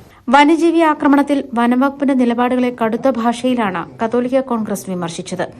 ജനങ്ങളുടെ ജീവന് സുരക്ഷിതത്വമില്ലാത്ത അവസ്ഥയിൽ അവർക്ക് സംരക്ഷണമൊരുക്കേണ്ട വനംവകുപ്പ് ഇതൊന്നും കണ്ടില്ലെന്ന് നടിക്കുന്നതിനെ ന്യായീകരിക്കാനാകില്ലെന്നും ഫാദർ ഫിലിപ്പ് കവിയിൽ പറഞ്ഞു. ഇതൊന്നും കണ്ടില്ല എന്ന് നടിക്കുന്ന ഒരു വന്യജീവി വകുപ്പിനെ എന്താണ് പറയേണ്ടത്? ഈ മന്ത്രിയോട് പലതവണ ഞാൻ തന്നെ ആവശ്യപ്പെട്ടിട്ടുണ്ട്. ഞങ്ങൾ തന്നെ പറഞ്ഞ് നാണംകെടുകയാണ്. പക്ഷേ ജനങ്ങളുടെ ജീവന് സ്വത്തിന് സുരക്ഷിതത്വം നൽകേണ്ട ഗവൺമെന്റ് അവരുടെ ഉത്തരവാദിത്വം നിറവേറ്റുക തന്നെ ചെയ്യണം. ഞങ്ങൾക്ക് ബലമായ സംശയങ്ങളുണ്ട്. ആരുടെയൊക്കെയോ അച്ചാരം വാങ്ങി ഇവിടുത്തെ സാധാരണക്കാരെ ഒറ്റുകൊടുക്കുന്ന മാഫിയകൾ ഇതിന്റെ പിന്നിലുണ്ടോ? കാർബൺ ഫണ്ട് പോലെയുള്ള ഫണ്ടുകൾ ആർക്കെങ്കിലും കിട്ടുന്നുണ്ടോ? ഇതൊക്കെ അന്വേഷിക്കേണ്ട കാര്യമാണ്. ഏതായാലും ഗവൺമെന്റ് മിഷനറി ഉണർന്നെണീക്കണം. മുനുമ്പൻ ജനതയ്ക്ക് അവർ വില കൊടുത്തു വാങ്ങിയ ഭൂമിയിലുള്ള അവകാശം അസന്നിഗ്ധമായി പ്രഖ്യാപിക്കുകയും എല്ലാ റവന്യൂ അവകാശങ്ങളും പുനഃസ്ഥാപിക്കുകയും ചെയ്യണം. വഖഫ് നിയമ ഭേദഗതിക്ക് പിന്തുണ നൽകണമെന്നും സമ്മേളനം ആവശ്യപ്പെട്ടു. സഭയുടെ കാഴ്ചപ്പാടനുസരിച്ച് ഈ മുനമ്പം വിഷയം ഏതാനും നിമിഷങ്ങൾ കൊണ്ട് ഗവൺമെന്റിന് ഇച്ഛാശക്തി ഉണ്ടെങ്കിൽ തീർക്കാവുന്ന വിഷയമേ ഉള്ളൂ. കാരണം ആ മുനമ്പം വാസികളുടെ സ്വത്ത് വഖഫ് സ്വത്തല്ല എന്ന് പലതരത്തിൽ ഇവിടെ തെളിയിക്കപ്പെട്ടു കഴിഞ്ഞതാണ്. ഇനിയും അത് വെച്ച് വിലപേശുന്നത് ഈ ഗവൺമെന്റിന് ഭൂഷണമല്ല. ന്യൂസ് 18 കൊച്ചി. ഇപ്പോൾ മറ്റൊരു വാർത്തയിലേക്ക് നമ്മൾ വളരെ പെട്ടെന്ന് പോകുന്നു. ഇത് ഇന്നലെ കൊല്ലപ്പെട്ട ഷഹബാസിന്റെ പിതാവാണ് ഇക്ബാൽ. അദ്ദേഹം മാധ്യമങ്ങളെ കാണും. എനിക്ക് അറിയാൻ കഴിയുന്നത് ഇപ്പോൾ പല ആളുകളും അഭിപ്രായം പറഞ്ഞു കേട്ടിക്കുന്നിടത്തോളം അവര് ഇതിൽ നിന്ന് കഴിച്ചിലായി പോകുമോ എന്നുള്ളൊരു കണ്ടീഷൻ തന്നെ കേൾക്കുന്നത്. രാഷ്ട്രീയത്തിലായി കഴിഞ്ഞാൽ സ്വാധീനമുള്ള ആളുകളാണ് എല്ലാവരും. നമ്മൾ ദുർബലരായ ആളുകൾ തന്നെയാണെന്നാണ് എല്ലാവരും പറയുന്നത്. നിങ്ങൾക്കൊന്നും ചെയ്യാൻ കഴിയില്ല. അവര് ഗവൺമെന്റ് ജീവനക്കാരാണ്, പോലീസിൽ വർക്ക് ചെയ്യുന്നവരുണ്ട്, ടീച്ചറായി ജോലി ചെയ്യുന്നവരുണ്ട്, ഒന്ന് ക്രിമിനൽ പശ്ചാത്തലത്തിലുള്ള ആളുകളൊരു മകനാണ്. അങ്ങനെയൊക്കെ നമ്മൾ കൂടുതൽ അറിയുള്ള പിള്ളേരെ ആരൊക്കെ കൂട്ടുകെട്ട് അതായത് ഫ്രണ്ട്സുകൾ ഉള്ളത്. അപ്പോൾ ഓരോരുത്തർ ആ കേൾക്കുന്ന കേൾവികൾ കൊണ്ട് എനിക്ക് അറിയാൻ കഴിയുന്നത് വളരെയേറെ വിഷമത്തിൽ തന്നെയാണ്. ഒരു 10-15 ദിവസം കഴിഞ്ഞ് വീണ്ടും ആ ഒരു പശ്ചാത്തലത്തിലേക്ക് തന്നെ ഇറങ്ങി വരാനാണ് സാധ്യത. ഇതിൽ നിന്ന് ഒരു നിയമത്തിന്റെ ഇത് നോക്കിയിട്ട് സ്വാധീനിച്ചിട്ട് അതിൽ നിന്ന് വീണ്ടും ഓല് ഈ സ്റ്റേജിലേക്ക് തന്നെ വരാന്നുള്ള എല്ലാവരും പറയുന്നത്. അതുകൊണ്ട് നീതിപീഠം എത്രയാണോ ശിക്ഷ അവർക്ക് കിട്ടാൻ പറ്റുന്നത് അത് വാങ്ങിക്കൊടുക്കണം. അതായത് ഒരു സ്വാധീനത്തിന്റെ പേരിൽ ഇത് ഒരു ആരെയും ഇതിൽ നിന്ന് ഒഴിവാക്കരുത്. നിരപരാധിയായ കുട്ടി, ഞാൻ അന്വേഷിച്ചിടത്തോളം ഒന്നിലും പെടാത്ത ഒരാള്, കിട്ടിയ ആളെ വെച്ചിട്ട് മാരകായുധം, ഇതൊന്നും അല്ല അവരെ കയ്യിൽ ആയുധം ഉണ്ടായിരുന്ന പറയുന്നത് കേട്ടത്. പല ആയുധങ്ങളും അവരെ പേരൻസ് ഉപയോഗിക്കുന്ന ഇവർക്ക് കൈ കൊടുത്തു വിട്ടിട്ടാണ് ഈ കാര്യങ്ങൾ ചെയ്തത്. അങ്ങനെയാണ് അറിയാൻ കഴിയുന്നത്. ഞാൻ രാവിലെ ജോലിക്ക് പോയി കഴിഞ്ഞാൽ ഒരു വൈകുന്നേരം 5 മണി 6 മണിയാകുമ്പോൾ വീട്ടിലേക്ക് വരുന്നത്. ആ സമയം ഉമ്മ എവിടേക്കാ പോണത് ബാക്കിയുള്ള കാര്യങ്ങളൊക്കെ അന്വേഷിക്കുന്നുണ്ട്. പിന്നെ സ്കൂളിൽ നിന്ന് അയക്കാൻ നമ്മൾക്ക് അറിയാൻ കിടത്തോ നമ്മളെ ഭാഗത്ത് നമ്മളെ കുട്ടിയെ നമ്മൾ നോക്കുന്നത് എന്തൊക്കെ ചെയ്യാൻ പോകുന്നുണ്ട്. പക്ഷെ അതൊന്നും ഞങ്ങൾ അന്വേഷിച്ചിടത്തോളം മാഷന്മാരായും ടീച്ചർമാരായി കഴിഞ്ഞാൽ അവന്റെ ഭാഗത്തുനിന്ന് അങ്ങനെ ഒന്നുമില്ല, ഇതുവരെ ഉണ്ടായിട്ടില്ല. ഏതെങ്കിലും ഒരു വിഷയം നമ്മൾ അറിഞ്ഞ്, അതായത് എല്ലാ കാര്യങ്ങളും ടീച്ചർമാരോടും ILM പഠിക്കുന്ന സാറ് വന്ന സമയത്ത് ഞങ്ങൾ ചോദിച്ചിരുന്നു എന്താണ് അവന്റെ സ്ഥിതി. കുഴപ്പമൊന്നുമില്ല, പഠിക്കാൻ ലേശം ഒരു ഉഷാറുള്ള കുട്ടിയാണ്, ഇങ്ങനൊരു വിഷയം. എല്ലാവരും ഇവിടുന്ന് കരഞ്ഞുകൊണ്ടാ പോയത്. പക്ഷെ അതുകൊണ്ട് ഇത് സംഭവം എവിടെ വെച്ച് അവസാനിക്കണം.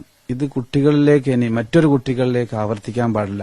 അതുകൊണ്ട് അതിന് കിട്ടുന്ന പരമാവധി ശിക്ഷ നിയമപീഠം വാങ്ങിക്കൊടുക്കണം എന്നാണ് ഞാൻ പറയുന്നത്. ഇതിൽ രാഷ്ട്രീയമോ അല്ലെങ്കിൽ ഒരു മറ്റുള്ള ഒരു സ്വാധീനം ചെലുത്തിയിട്ട് അതിൽ നിന്ന് ഒഴിവായി പോകാൻ പാടില്ല.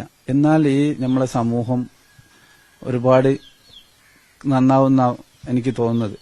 അതായത് ഇപ്പൊ ലഹരി കൊണ്ട് ഒരുപാട് ആളുകൾ ഇപ്പൊ നമ്മൾ മീഡിയ മൊത്തം കാണുന്നുണ്ട്. അതുകൊണ്ട് നമ്മൾ ഈ സ്റ്റാർട്ടിങ്ങിൽ അത് നമ്മൾ അവസാനിപ്പിക്കാൻ ശ്രമിച്ചു കഴിഞ്ഞാൽ അത് അവിടെ അവസാനിക്കും. അതല്ല ഇതിനിയും തുടർന്ന് ഓൾക്ക് സപ്പോർട്ട് ചെയ്തു കഴിഞ്ഞാൽ ഇത് ഗുരുതരാവസ്ഥയിലേക്ക് തന്നെയാണ് പോണത്. ദിവസം നമ്മൾ കാണാൻ കഴിയുന്നുണ്ട്.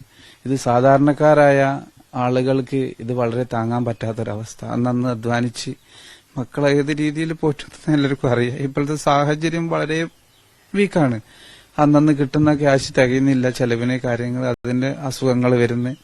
ഇത്രയും കഷ്ടപ്പെട്ടിട്ടാണ് നമ്മൾ അവര് ഗവൺമെന്റ് ജീവനക്കാരാകുമ്പോൾ അവർക്ക് ശമ്പളം വാങ്ങി അല്ലെങ്കിൽ അവർക്ക് സഹായിക്കാനുള്ള ആളുകളുണ്ട്. ഇതൊന്നും ഇല്ലാത്ത സാധാരണക്കാരായ ആളുകൾ ആരോട് പറയും? എവിടെ പോയി അന്വേഷിക്കണം? എവിടെ പോയി എന്ത് ചെയ്യണം എന്നറിയുന്നില്ല.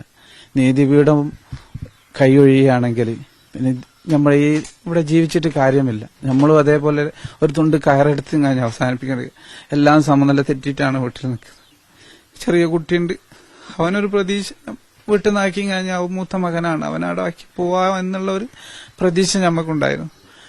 അതുവരെ നഷ്ടപ്പെട്ട് ഇപ്പം ഭാര്യ എവിടെ കിടക്കുന്ന സ്വയബോധമല്ലാതെ ചെറിയ കൊച്ചിനെ ഞാനെടുത്ത് പോകാൻ കഴിയുന്നില്ല.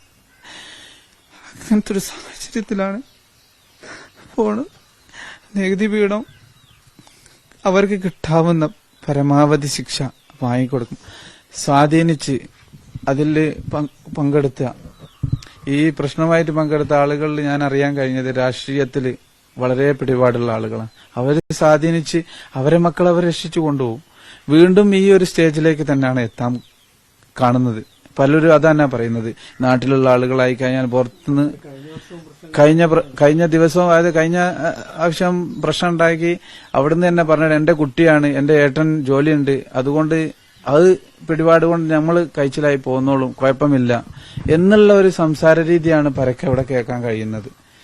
അതുകൊണ്ട് അതൊന്നും നോക്കാതെ ഈ ഗവൺമെന്റിൽ ഉറച്ച വിശ്വാസവും നീതിപീഠത്തിലുള്ള ഉറച്ച വിശ്വാസവും കൊണ്ട് ഈ കുട്ടികളാണ്, അതുകൊണ്ട് ഇതിനി ആവർത്തിക്കാൻ പാടില്ല, മറ്റൊരു കുട്ടികളിലേക്ക് ഇതിന് പകരാൻ പാടില്ല. അതുകൊണ്ട് ഇതിന് കിട്ടേണ്ടതായ ഏറ്റവും വലിയ ശിക്ഷ വാങ്ങിക്കൊടുത്തിട്ട് അത് സമൂഹത്തിനൊരു പാഠമാവണം എന്നാണ് എനിക്ക് പറയുന്നത്. നമ്മൾ കൃത്യമായ ഒരു വിവരം നമുക്ക് തന്നിട്ടുണ്ട്. അവരും പറയുന്നുണ്ട് നമ്മളിപ്പോ അവനെ പകരം അത് ആ ഒരു പ്രകൃതി ഉണ്ടാകാൻ പാടില്ല. അതായത് അവളിലേക്കും ഈ ഒരു കാഴ്ചപ്പാട് പ്രകോപനപരമായിട്ട് ഒന്നും ഇനി ഇവിടെ അതിന്മേൽ അവസാനിച്ചു. ഇനി ഞങ്ങൾ ഐക്യത്തോടുകൂടി ഒരു കുട്ടി മറ്റൊരു കുട്ടിനോട് മോശമായ രീതി സംസാരിച്ചു കഴിഞ്ഞാലും അത് ടീച്ചേഴ്സ് ആയി കഴിഞ്ഞാലും പേരൻസ് ആയി കഴിഞ്ഞാലും അവർ തമ്മിൽ പറഞ്ഞും കാഞ്ഞ് ഒത്തുതീർത്ത ഒരു വൈരാഗ്യം, ഒരു വാശി അതില്ലാത്ത ഒരു സമൂഹമായി മാറണം എന്നാണ് എന്റെ കയ്യിൽ പറയും.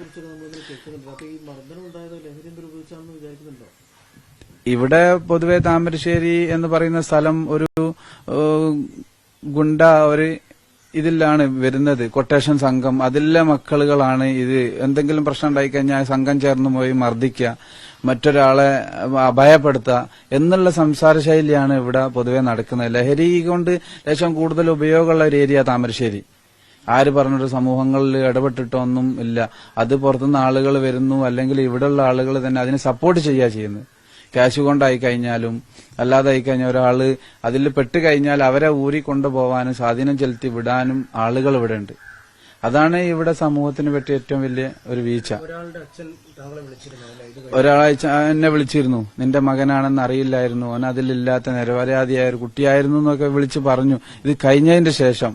പക്ഷെ ഇത് ഇങ്ങനത്തെ ഈ മാരകായുധം പിള്ളേരെ കൈ കൊടുത്തു വിട്ടിട്ട് ഈ ചെയ്യണമെന്നുണ്ടെങ്കിൽ വളരെ ആസൂത്രിതമായിട്ടാണ് ചെയ്തത്. ഇത് പേരൻസ് ദൂരെ നോക്കി നിൽക്കുകയാണ്. പുറത്തുനിന്നാരെ ഇടപെട്ട് കഴിഞ്ഞാൽ ഞങ്ങൾ കയറി അറ്റാക്ക് ചെയ്യും. അവരും അവരെ ഏട്ടന്മാരായ ആളുകൾ, ഇത് ചെറിയ കൊച്ചുകുട്ടികൾ 15 വയസ്സായ കുട്ടികളെ വലിയ ആളുകൾ കൂടി തടഞ്ഞു വെച്ച് കൊടുക്കുമ്പോൾ അവർക്ക് ഒന്നുകൂടി ആവേശവും ധൈര്യവും കിട്ടുക ചെയ്യുന്നത്. അതാണ് ഇവിടെ നടന്നത്. കരുതുന്നുണ്ട്, തീർച്ചയായിട്ടും അങ്ങനെയാണ്. ബലമായി ഇവിടുന്ന് അവര് സാധാരണഗതിയിൽ സ്കൂൾ പിള്ളേർ തല്ലുകൂടി കഴിഞ്ഞാൽ അടി കിട്ടി കഴിഞ്ഞാൽ ഓടിക്കഴിച്ച് ഇത് അതല്ല, ഒരു വളഞ്ഞു വെച്ചിട്ട് ക്രൂരമായിട്ട് വിട്ടു പോകാൻ പാടില്ല, അപായപ്പെടുത്താൻ എന്നുള്ള കണ്ടീഷനിലാണ് ചെയ്തതെന്നാണ് എന്റെ ഉറച്ച വിശ്വാസം. സമീപത്തുണ്ട്. കണ്ട കാഴ്ചക്കാരായത് അവർക്കും പറയാൻ പേടിയുള്ളത് കൊണ്ട് ആരും പുറത്തു പറയുന്നില്ല. ഇവര് സംഘം ചേർന്ന് അവരെ പോയി ആക്രമിക്കോ എന്നുള്ളൊരു പേടിയുണ്ട്. അതായത് കൊട്ടേഷൻ സംഘത്തിൽപ്പെട്ട കുറച്ച് ആളുകൾ ഇതിന്റെ പിന്നിലുണ്ട്. മക്കളെ വളർത്തിക്കൊണ്ട് അവരും അതുപോലെ ആവട്ടെ എന്നുള്ളൊരു ഇതിലാണ് ഇവിടെ നടക്കുന്നത്. അതെ അതെ അതെ, ഇതാണ് ഇവൾക്ക് സപ്പോർട്ട് ഉണ്ടെങ്കിലേ എന്തിനും മുതിരും. എന്റെ മകന് ഞാൻ സപ്പോർട്ട് ചെയ്തു കഴിഞ്ഞാൽ അവന് അതിന് പോവും. അതല്ല ഞാൻ അവനെ ഉപദേശിച്ച് അല്ലെ അവനെ അടികിട്ടു എന്നുള്ള ഒരു പേടി വന്നാൽ അവൻ അതിന് പോവില്ല, അത് പിന്മാറുക ചെയ്യുക. അതല്ല, അവന് ഒരു ഉത്തേജനം കൊടുക്കുക ചെയ്യുന്നത്. അതുകൊണ്ട് ഇനിയൊരു സമൂഹത്തിന് ഒരാൾക്കും ഒരു വ്യക്തിക്കും ജാതിയോ മതമോ രാഷ്ട്രീയമോ ഒന്നുമില്ലാതെ എല്ലാവരും ഒറ്റക്കെട്ടായി നിന്നിട്ട് ഇതിന് ശക്തമായിട്ട് എതിർക്കണമെന്നാണ് എന്റെ അഭിപ്രായം. സാമ്പത്തിക ഇവിടെ അന്വേഷിച്ചു കഴിഞ്ഞാൽ ആരോട് അന്വേഷിച്ചു കഴിഞ്ഞാലും അറിയാം. ഗൾഫ് ജീവിതം കുറച്ച് ഉണ്ടായിരുന്നു, അത് കഴിഞ്ഞ് അവിടെ ഒന്ന് എത്തായി ഇവരെ പിള്ളേരാവാൻ അവിടുന്ന് ഇട്ടച്ച് പോരേണ്ടി വന്നു. ജോലിയൊക്കെ പോയി, കൊറോണന്റെ സമയമായിട്ട് പിന്നെ പോകാൻ പറ്റിയിട്ടില്ല. പിന്നെ ഇവരെ ആളായി, ഇവരെ പഠിപ്പിക്കണം. പിന്നെ 4 പിള്ളേരാണ്. അപ്പോ അവര് ഇവിടെ ആൺകുട്ടികളായതുകൊണ്ട് നമ്മൾ ഇവിടെ ഇല്ല, രക്ഷിതാവ് ഇവിടെ ഇല്ല, അവർക്ക് കിട്ടുന്ന കാര്യം വഴിതെറ്റി പോവും. അല്ലെങ്കിൽ അവരെ നല്ല രീതിയിലാവട്ടെ, മക്കളെ അല്ലേ, ആൺകുട്ടികളല്ലേ, അവര് വലുതാവുമ്പോൾ നമുക്കൊരു തണലായിട്ട് വരുമെന്നൊരു ചിന്താഗതി ഉണ്ടായിരുന്നു. അതൊക്കെ ഇപ്പൊ എല്ലാം ഒരു വീട് വിൽക്കാൻ, വീടിന് ചെറിയ ലോൺ ഉണ്ടായിരുന്നു. ആ ലോണ് മറ്റൊരാളോട് കടം വാങ്ങിച്ചിട്ട് ലോണിന്റെ അടച്ചു തീർത്തു, ജപ്തിക്ക് വന്നതായിരുന്നു. അത് കഴിഞ്ഞതിന് ശേഷം ഇപ്പൊ ഞാൻ വിൽക്കാൻ വെച്ചതാ. വീട് പണി കഴിഞ്ഞിട്ടില്ല, ഒന്നും ചെയ്യാൻ കയ്യിലൊന്നുമില്ല. വളരെ സാമ്പത്തികപരമായിട്ട് പിന്നോക്ക അവസ്ഥയിൽ നിൽക്കുകയാണ്. ഇപ്പൊ വാടകയ്ക്ക് താമസിക്കുകയാണ്. അവിടെ തന്നെ കഷ്ടിച്ചുകൊണ്ട് മുന്നോട്ട് പോകണ ഒരു സാഹചര്യം. അതെ, അവർക്ക് നല്ലൊരു വിദ്യാഭ്യാസം കൊടുക്കുക. അത് കഴിഞ്ഞതിന് ശേഷം വിദ്യാഭ്യാസമാണല്ലോ, അല്ലാതെ സാധാ തൊഴിലിന് പോയി ജീവിക്കാൻ ഇപ്പം കഴിയില്ല. എന്തെങ്കിലും ഒരു വിദ്യാഭ്യാസം കിട്ടിയിട്ട് പുറത്തോ എവിടെയാണെങ്കിലും ഒരു ജോലി ചെയ്തിട്ട്, അതല്ലേ നമ്മൾ അങ്ങനത്തെ ഒരു വേദിയിൽ ജീവിച്ച ആളല്ല. ഇവിടെ പഠിച്ചു, ആർക്കെങ്കിലും അതായത് ഒരു പെറ്റി കേസ് പോലും നമ്മൾ ഈ താമരശ്ശേരി സ്റ്റേഷനിലോ പരിധിയിലോ നമ്മൾ ഉണ്ടാക്കിയിട്ടില്ല. അതേപോലെ അത് കണ്ടിട്ടാണ് നമ്മളെ മക്കളും പഠിക്കുന്നത്. അതുകൊണ്ട് ഇനി ഒരു ആൾക്കും ഈ ഒരു സമൂഹത്തിനും ഇത് സംഭവിക്കാൻ പാടില്ല. ഒരു രാഷ്ട്രീയ സമ്മർദ്ദമോ ഒരാൾ സ്വാധീനമോ അതൊന്നും ഇതിൽ ഉണ്ടാവാൻ പാടില്ല എന്നാണ് എനിക്ക് പറയാനുള്ളത്. ഒരു രക്ഷിതാവ് എന്ന നിലയ്ക്ക് മറ്റൊരു രക്ഷിതാവിന് ഇതുണ്ടാവാൻ പാടില്ല. അതുകൊണ്ട് മറ്റുള്ള കുട്ടികളെ അവരവരെ രക്ഷിതാക്കൾ ഉപദേശിച്ചിട്ട് ഇതിൽ നിന്ന് പിന്തിരിച്ച് നല്ല രീതിയിൽ ഐക്യത്തോടു കൂടി മുന്നോട്ട് പോകണം എന്നുള്ളൊരു ചിന്താഗതിയാണ്.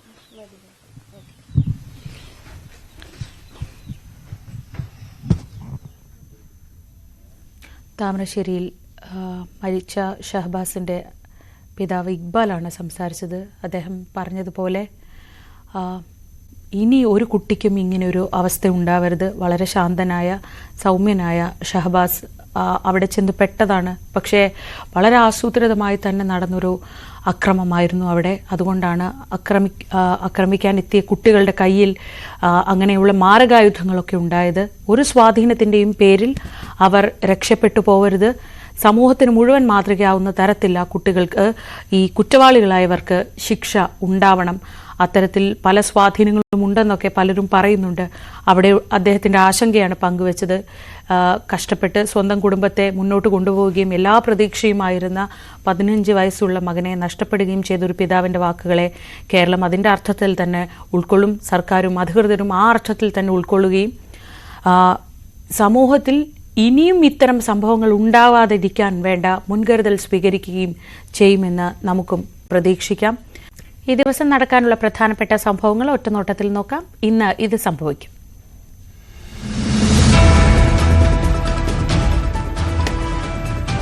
കോഴിക്കോട് താമരശ്ശേരിയിൽ 10ാം ക്ലാസ് വിദ്യാർത്ഥി ഷഹബാസിനെ കൊലപ്പെടുത്തിയ സംഭവത്തിൽ കൂടുതൽ പേരുടെ മൊഴിയെടുക്കാൻ പോലീസ്. സംഘടന നടത്തുന്ന സ്ഥലത്തുണ്ടായിരുന്ന വിദ്യാർത്ഥികൾ, കച്ചവടക്കാർ തുടങ്ങിയവരുടെ മൊഴി രേഖപ്പെടുത്തും.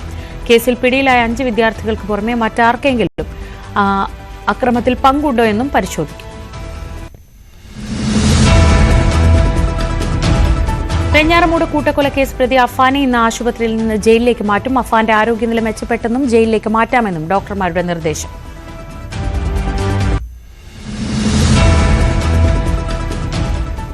സംസ്ഥാനത്ത് 9 ജില്ലകളിൽ ഇന്ന് ഉയർന്ന താപനില മുന്നറിയിപ്പ്. ഒറ്റപ്പെട്ട ഇടങ്ങളിൽ സാധാരണയേക്കാൾ 2 മുതൽ 4 ഡിഗ്രി സെൽഷ്യസ് വരെ താപനില ഉയർന്നേക്കും. കണ്ണൂർ, കാസർഗോഡ് ജില്ലകളിൽ ഉയർന്ന താപനില 38 ഡിഗ്രി സെൽഷ്യസ് വരെ ആയേക്കാമെന്നാണ് പ്രവചനം. സംസ്ഥാനത്ത് ചില ജില്ലകളിൽ ഇന്ന് നേരിയ മഴയ്ക്ക് സാധ്യത. തിരുവനന്തപുരം, കൊല്ലം ജില്ലകളിൽ ഒറ്റപ്പെട്ട ഇടങ്ങളിൽ ഇടിമിന്നലോട് കൂടിയ മഴ പെയ്തേക്കും. മണിക്കൂറിൽ 40 കിലോമീറ്റർ വരെ വേഗതയിൽ ശക്തമായ കാറ്റിനും സാധ്യതയെന്ന് മുന്നറിയിപ്പ്.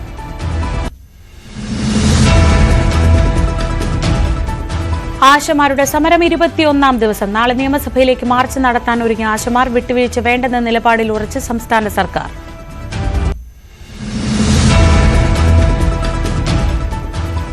ഡിവൈഎഫ്ഐ സംസ്ഥാന കമ്മിറ്റി സംഘടിപ്പിച്ച യൂത്ത് സ്റ്റാർട്ടപ്പ് ഫെസ്റ്റ് മവാസോ ഇന്ന് സമാപിക്കും. യുവ സംരംഭകരെ പ്രോത്സാഹിപ്പിക്കാൻ ലക്ഷ്യമിട്ടായിരുന്നു പരിപാടി.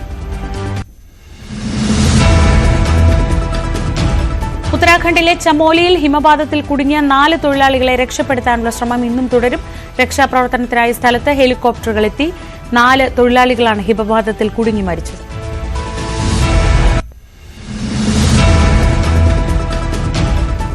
യുക്രൈൻ യുദ്ധത്തിന് പരിഹാരം കാണാൻ ബ്രിട്ടൻ അന്താരാഷ്ട്ര ഉച്ചകോടി ഇന്ന്. France, Germany, Denmark, Norway, Netherlands, Poland, Spain, Finland, Sweden, check republic, Romania തുടങ്ങിയ രാഷ്ട്രങ്ങൾ പങ്കെടുക്കും. സൈനിക സഖ്യമായ നാറ്റോയും യൂറോപ്യൻ യൂണിയനും ഉച്ചകോടിയിലുണ്ട്.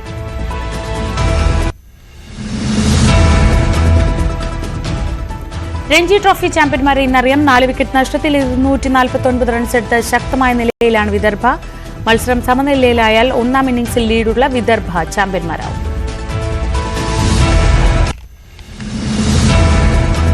ചാമ്പ്യൻസ് ട്രോഫിയിലെ ഗ്രൂപ്പ് എയിലെ ചാമ്പ്യന്മാരെ കണ്ടെത്താൻ ഇന്ത്യയും ന്യൂസിലാൻഡും ഇന്നിറങ്ങും. നിലവിൽ 2 കളിയിൽ നിന്ന് 2 ജയവുമായി 4 പോയിന്റോടെ ആദ്യ 2 സ്ഥാനങ്ങളിലാണ് ഇരു ടീമുകളും. നെറ്റ് റൺ റേറ്റിന്റെ നേരിയ മുൻതൂക്കത്തിന്റെ ബലത്തിൽ നിലവിൽ ന്യൂസിലാൻഡ് ഗ്രൂപ്പിൽ 1ാം സ്ഥാനത്താണ്.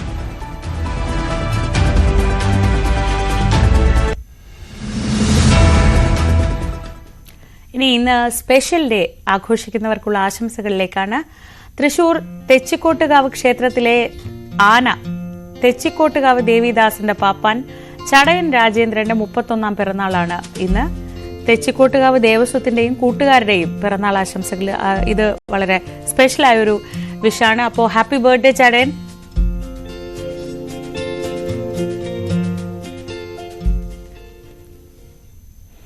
മറ്റു വാർത്തകളിലേക്ക് പോകാം. 80ാം വയസ്സിലേക്ക് കടക്കുന്ന പിണറായി വിജയൻ പാർട്ടി പദവികളിൽ തുടരുമോ എന്നത് വലിയ ആകാംക്ഷയാണ്. ആ ആകാംക്ഷയ്ക്ക് CPM സംസ്ഥാന സമ്മേളനം മറുപടി നൽകും. സംസ്ഥാന സമിതിയിൽ പിണറായിയെ നിലനിർത്തിയാൽ അടുത്ത മുഖ്യമന്ത്രി സ്ഥാനാർത്ഥി ആര് എന്ന ചോദ്യത്തിനുള്ള മറുപടി കൂടിയായി അത് മാറാം. അങ്ങനെയെങ്കിൽ പോളിറ്റ് ബ്യൂറോയിൽ തുടരാനുള്ള പ്രായപരിധിയിൽ പാർട്ടി കോൺഗ്രസ് ഇക്കുറിയും ഇളവ് നൽകിയേക്കും.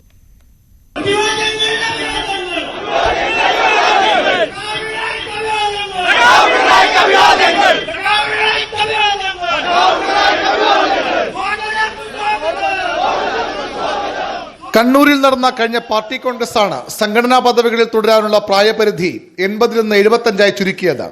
പാർട്ടി കോൺഗ്രസിന് മുമ്പേ സംസ്ഥാന പാർട്ടി അത് നടപ്പാക്കി. 75 പിന്നിട്ടവരെ സംസ്ഥാന നേതൃത്വത്തിൽ നിന്ന് ഒഴിവാക്കി. കണ്ണൂർ പാർട്ടി കോൺഗ്രസ് നടക്കുമ്പോൾ തന്നെ 75 പിന്നിട്ടിരുന്ന പിണറായി വിജയന് ഈ പാർട്ടി കോൺഗ്രസിന് തൊട്ടു പിന്നാലെ 80 വയസ്സാകും. രാജ്യത്തെ ഏക കമ്മ്യൂണിസ്റ്റ് മുഖ്യമന്ത്രിക്ക് പ്രത്യേക ഇളവ് നൽകിയാണ് കഴിഞ്ഞ തവണ പൊളിറ്റ് ബ്യൂറോയിൽ നിലനിർത്തിയത്. ഈ ഇളവ് ഇത്തവണയും നൽകിയേക്കുമെന്നാണ് സൂചന. മുഖ്യമന്ത്രിയെ സംസ്ഥാന സമിതിയിലും സെക്രട്ടേറിയറ്റിലും നിലനിർത്താനാണ് സാധ്യത. അത് പാർട്ടി കോൺഗ്രസിന് തീരുമാനിക്കുകയാണ്. പിണറായി വിജയനുള്ള ഈ വയസ്സിന്റെ ഭാഗമായിട്ടുള്ള ഇളവ് കേരളത്തിലെ ഇന്ത്യയിലെ ഒരേ ഒരു ഇടതുപക്ഷ മുന്നണി ഗവൺമെന്റും അതിന്റെ മുഖ്യമന്ത്രിയാണ് പിണറായി. അതുകൊണ്ട് ആ കാര്യം ആ രീതിയിലാണ് പരിഗണിച്ചത്. നിയമസഭാ തെരഞ്ഞെടുപ്പിൽ 2 ടേം നിബന്ധനയും CPM നടപ്പാക്കിയിരുന്നു.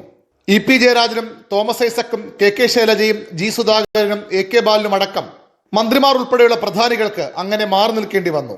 അത് തുടർന്നാൽ 2016-ലും 2021-ലും മുഖ്യമന്ത്രിയായ പിണറായി വിജയനും അടുത്ത തെരഞ്ഞെടുപ്പിൽ മാറേണ്ടി വരും. എന്നാൽ ഇതിലും പിണറായി വിജയന് ഇളവ് നൽകാനാണ് ആലോചന. പിണറായിക്ക് പ്രത്യേക ഇളവ് നൽകുകയോ 2 ടേം നിബന്ധന തന്നെ ഒഴിവാക്കുകയോ ചെയ്യാം. മത്സരിക്കാൻ തയ്യാറാണെന്നതിന്റെ സൂചന പിണറായി തന്നെ നേരത്തെ നൽകിയിരുന്നു.